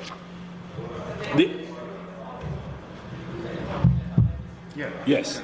So you use their network. So we use their network. No 100% cost. Yeah. The NHD will then, you got it quickly, very, very good. The NHD will then pay directly to the institution the difference between the interest rate charged by the institution and the interest rate charged by the trust. Madam Speaker, this will relieve the NHD of the cash required to fund the principal amount of the mortgage up front, and this will be funded by the partner institution. The NHD will have an ongoing obligation to fund the interest rate subsidy between the mortgage lending rate and the partner institution and the NHD rate. Madam Speaker, it is important to note that the mortgagor will not be in any way impacted by this, as the interest rate payment will be exactly the same as if the funds were accessed directly from the NHD. No, but that's why we have to get interest rates down. Now, for illustration, Madam Speaker, well, I don't have to go into illustration. I mean, it's quite clear that it's effective. That's what it is. But it is a better use of the NHD's cash. Madam Speaker, the NHT's current business model, Madam Speaker, in the NHT's current business model, subsidies are applied to the NHT benefits by one or more of three general criteria: interest rate subsidies for special groups, interest rate subsidies based on income, price subsidies applied to the selling price of a house within a development. Income is not currently considered as an additional criterion for whether a subsidy can be applied to members within a special group or applicants to a particular development. Effective July 1, 2022, the Trust will revise its policy on subsidies in an effort to ensure that they are applied to those who are most in need. Income will be the sole determinant of whether a subsidy is applied. And this is, again, an important part of the NHT ensuring that if it is giving a subsidy, the subsidy is fair, it is targeted to those who are in need, and not giving people subsidy who don't need it, which contributes to inequality. Currently, the interest rate for each applicant is decided on the basis of income at the time of application and is applied for over the life of the loan. However, as the circumstances of mortgagors change, their new incomes may place them in a higher income band, lessening or increasing the need for an interest rate subsidy. Therefore, as of July 1, 2022, all loans will be subject to a periodic review in order to determine whether the level of subsidy given at the opening of the loan is still required or whether a greater or lesser subsidy is needed. And I think this is only fair, Madam Speaker, again, in trying to reduce the inequity in the society. Somebody accesses a 0% loan, they're progressing their job, increase their income and still pay 0%, and somebody else who has low income or no income can't get a loan. So that is only fair. Disability grant, Madam Speaker. Madam Speaker, the disability grant was introduced in July 2017. Under the program, NHT mortgagors with disabilities who reside with and care for a family member with disabilities are eligible for a grant up to $150,000 to be used to retrofit or upgrade the dwelling to make it suitable to serve their needs. Effective July 1st, 2022, the NHT will double the disability grant and allocate up to $300,000 per individual, up to a maximum of 2 persons living with disabilities per household. Madam Speaker, the NHT will allow up to 3 contributors to apply for a 2-bedroom or larger unit to better improve affordability.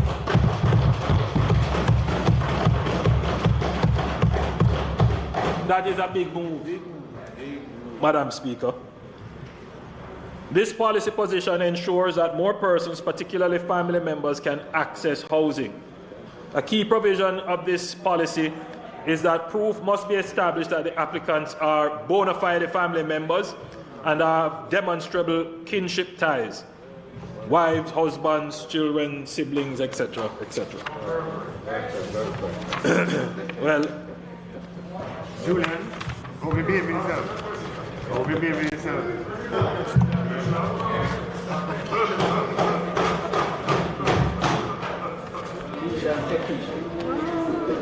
You know, take it.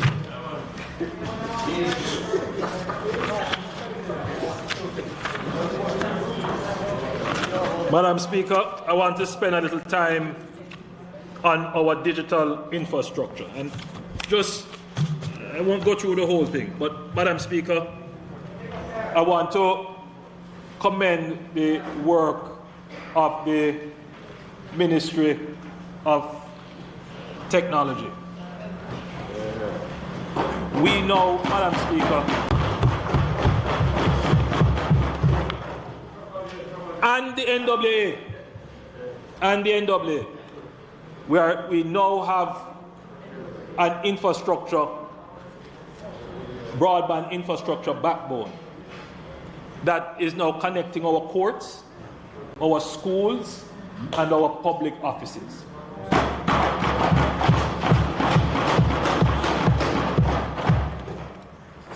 Madam Speaker, we are ready for the needs.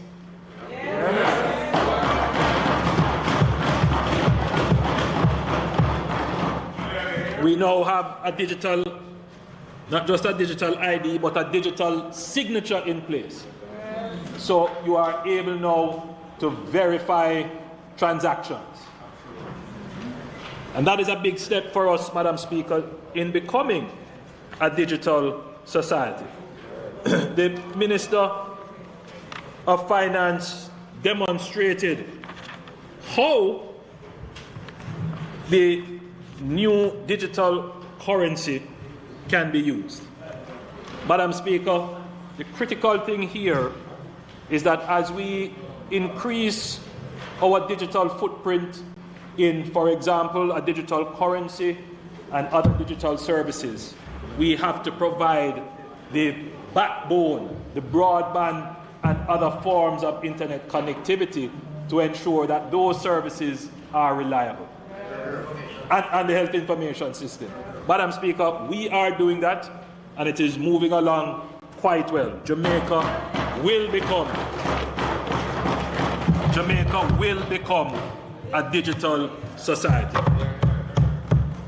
Madam Speaker, as we continue to sow seeds of peace, opportunity, and prosperity, we are acutely aware that we will be unable to achieve those goals without partnership.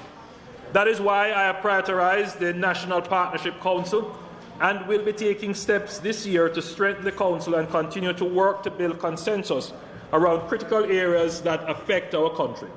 I have tasked Minister Without Mask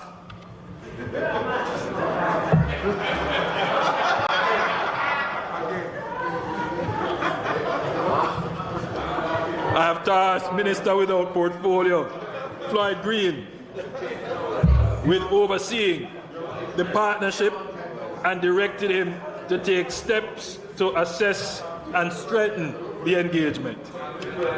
Over the course of the last 7 weeks, the government has had a series of consultations with members of the National Partnership Council, including representatives from the private sector, the opposition, trade unions, the clergy, youth leadership, women's advocacy, civil society and academia. From these consultations, the strengths and weaknesses of our social partnerships were ascertained and a clear path to reformation has been paved. The Partnership Council convened last week and we discussed our COVID-19 management strategy, the plans for face-to-face resumption in schools, the Russia-Ukraine war, and the rising energy prices. Madam Speaker, this government is taking an inclusive approach. Madam Speaker, allow me this opportunity to thank our partners for continuing to come to the table and engaging with the government. This year, we will implement a new structure for the partnership, enabling a more robust and inclusive approach and ensuring that the wider public is aware of its work. Additionally, we will be seeking to sign a new partnership agreement that will drive our strong recovery and sustainable growth with priorities to include education, digitization, and the environment. Madam Speaker, the government recognizes the importance, particularly in our form of democracy, of structured opportunities for both political parties to meet and discuss issues affecting the nation. To that end, we resumed the Vale Royal talks on February 27, 2022, around an agenda that included national security, constitutional reform, health, and Jamaica 60 commemorations. Madam Speaker, as the issue of constitutional reform and the shift in Jamaica's status as a constitutional monarchy, it was agreed that the approach must be collaborative and guided by expert advice. We will establish an advisory committee, including bipartisan representatives, to review the existing body of work and advise the government in accordance with the jurisprudence. The bills to effect the agreed constitutional amendments will be reviewed by a joint select committee of Parliament and ultimately, and most importantly, Madam Speaker, submitted to the Jamaican people for them to have their say through a referendum. Madam Speaker, Jamaica needs all hands on deck, and this government is committed to working in partnership with all stakeholders to herald a new era of peace, opportunity, and prosperity.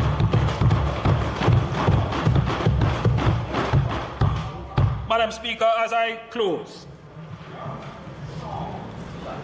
we are commissioning a refresh of our currency, of our banknotes.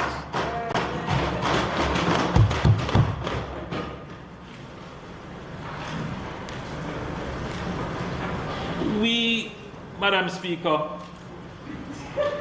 are also creatures of emotion. The Cabinet wrestled with how we should position our heroes, founding fathers and leaders on our notes. There were some who shared the view of the leader of the opposition that,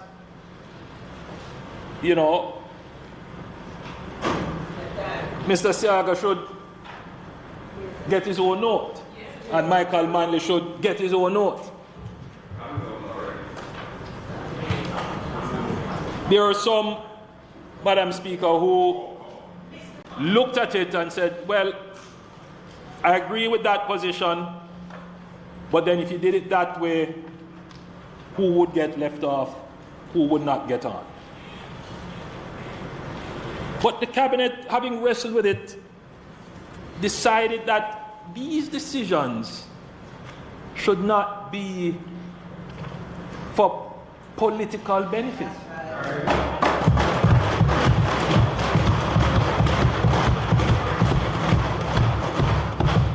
Madam Speaker, these narrow political decisions should never overcome our bigger vision as to who we are as a people.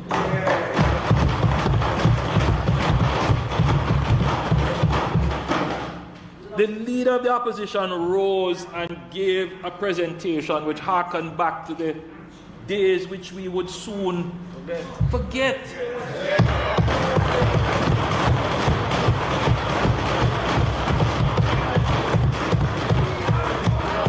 Resurrecting the worst tribalism.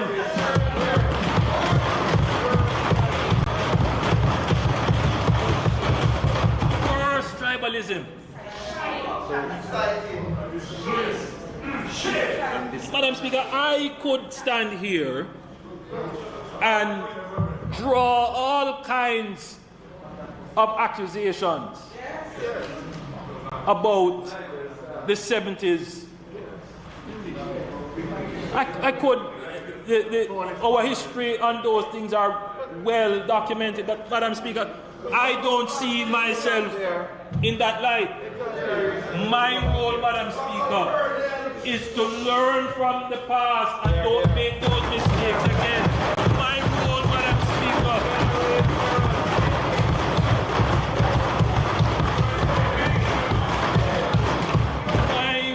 Madam Speaker, particularly in the 60th year of our independence, is to unify Jamaica.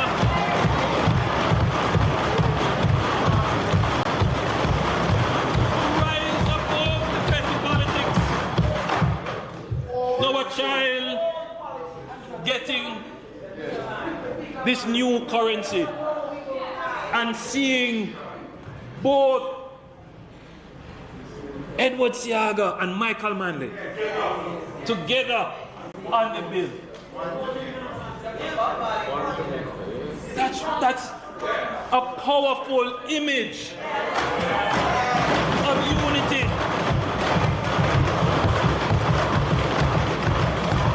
It is a mindset. So I was disappointed but not surprised.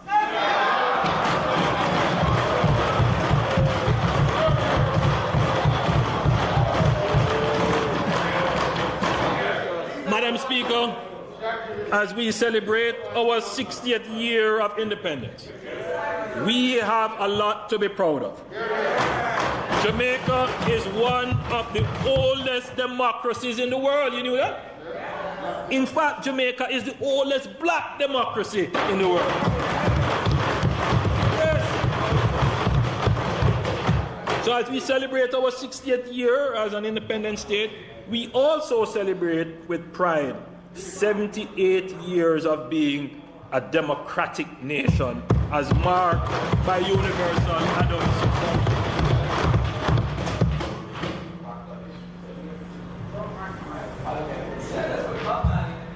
Jamaica continues to excel, Madam Speaker, and we are continuing to endeavor for even greater accomplishments. However, we are yet to scratch the surface of our tremendous potential as a country. We are a people richly blessed with strength, wisdom, courage, and creativity. I have a firm and abiding belief that our best days are ahead of us.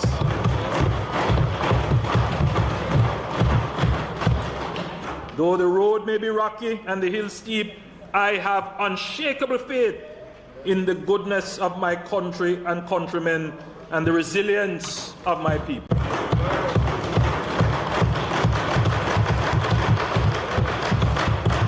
As we move into the next phase of our journey as an independent nation, we are determined to sow the seeds of a bountiful harvest of peace, opportunity, and prosperity for every citizen.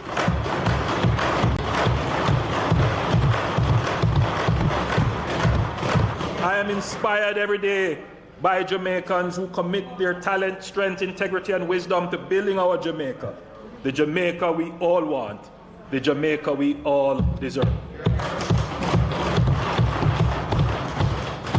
Recently, I met and was inspired by two of our new artists and a producer, one of whom is here with us this evening. I met a young man who goes by the name of Yaxter.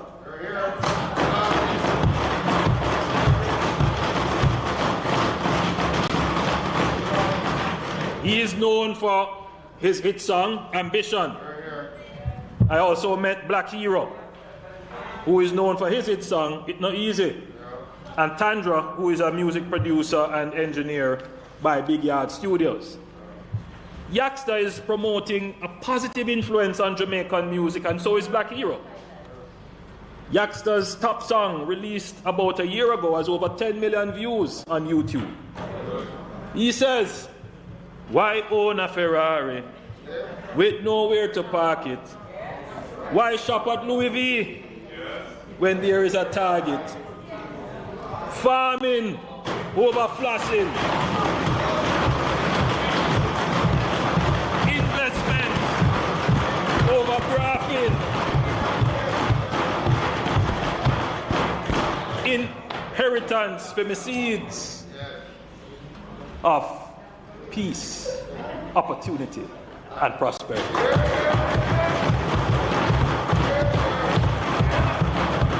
This is a positive message that can inspire a nation and guide us in our personal affairs in navigating these difficult times of crises, uncertainties, inflation, and goods shortages. It speaks to a practical pro-growth, pro-social, wealth creation, self-reliance ethos that all our young people need to have in these difficult times. These are the messages that we must promote as we seek to define ourselves as a people, not messages about who is on which bill and dividing us. These are the messages we must send.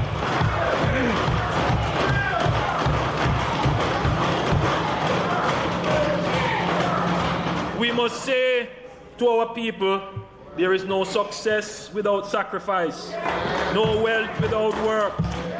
We must say to them, save and invest today for a better tomorrow. These are the messages we must send.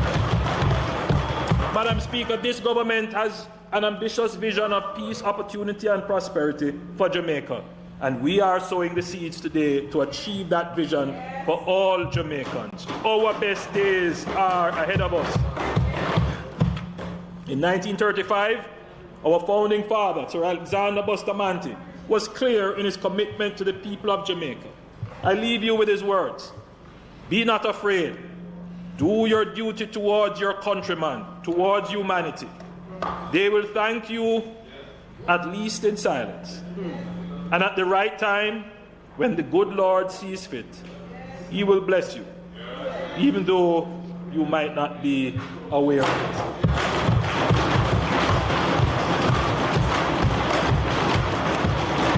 May God bless you all. God bless you.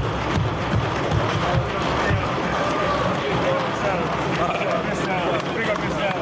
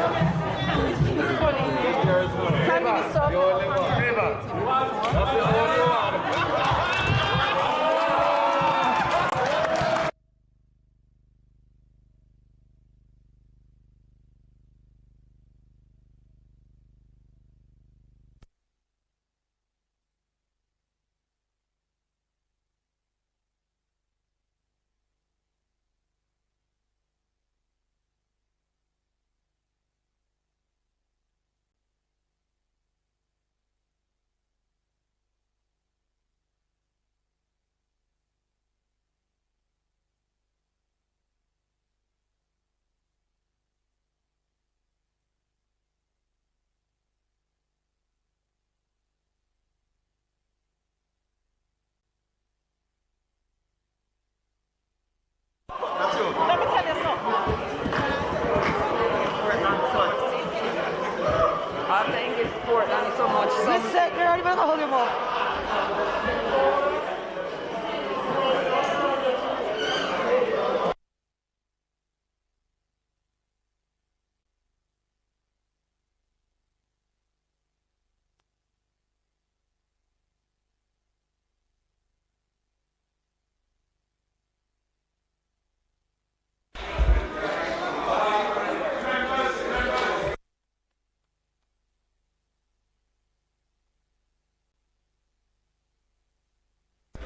Members of the House, we have not adjourned.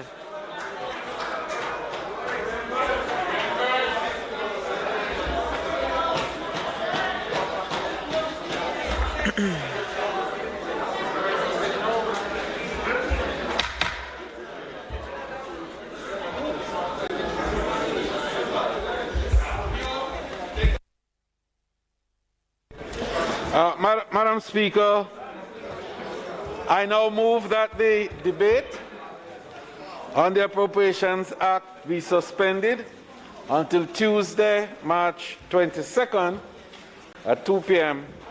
when the Speaker will be the Minister of Finance and Planning and the Public Service, who will close the debate. May it please you, Madam Speaker. Members, the question is that the debate on the Appropriation Act be suspended and Parliament will resume on Tuesday, the 20th of March. Those in favour? Those against? The ayes have it. This Honourable House is now adjourned. The motion.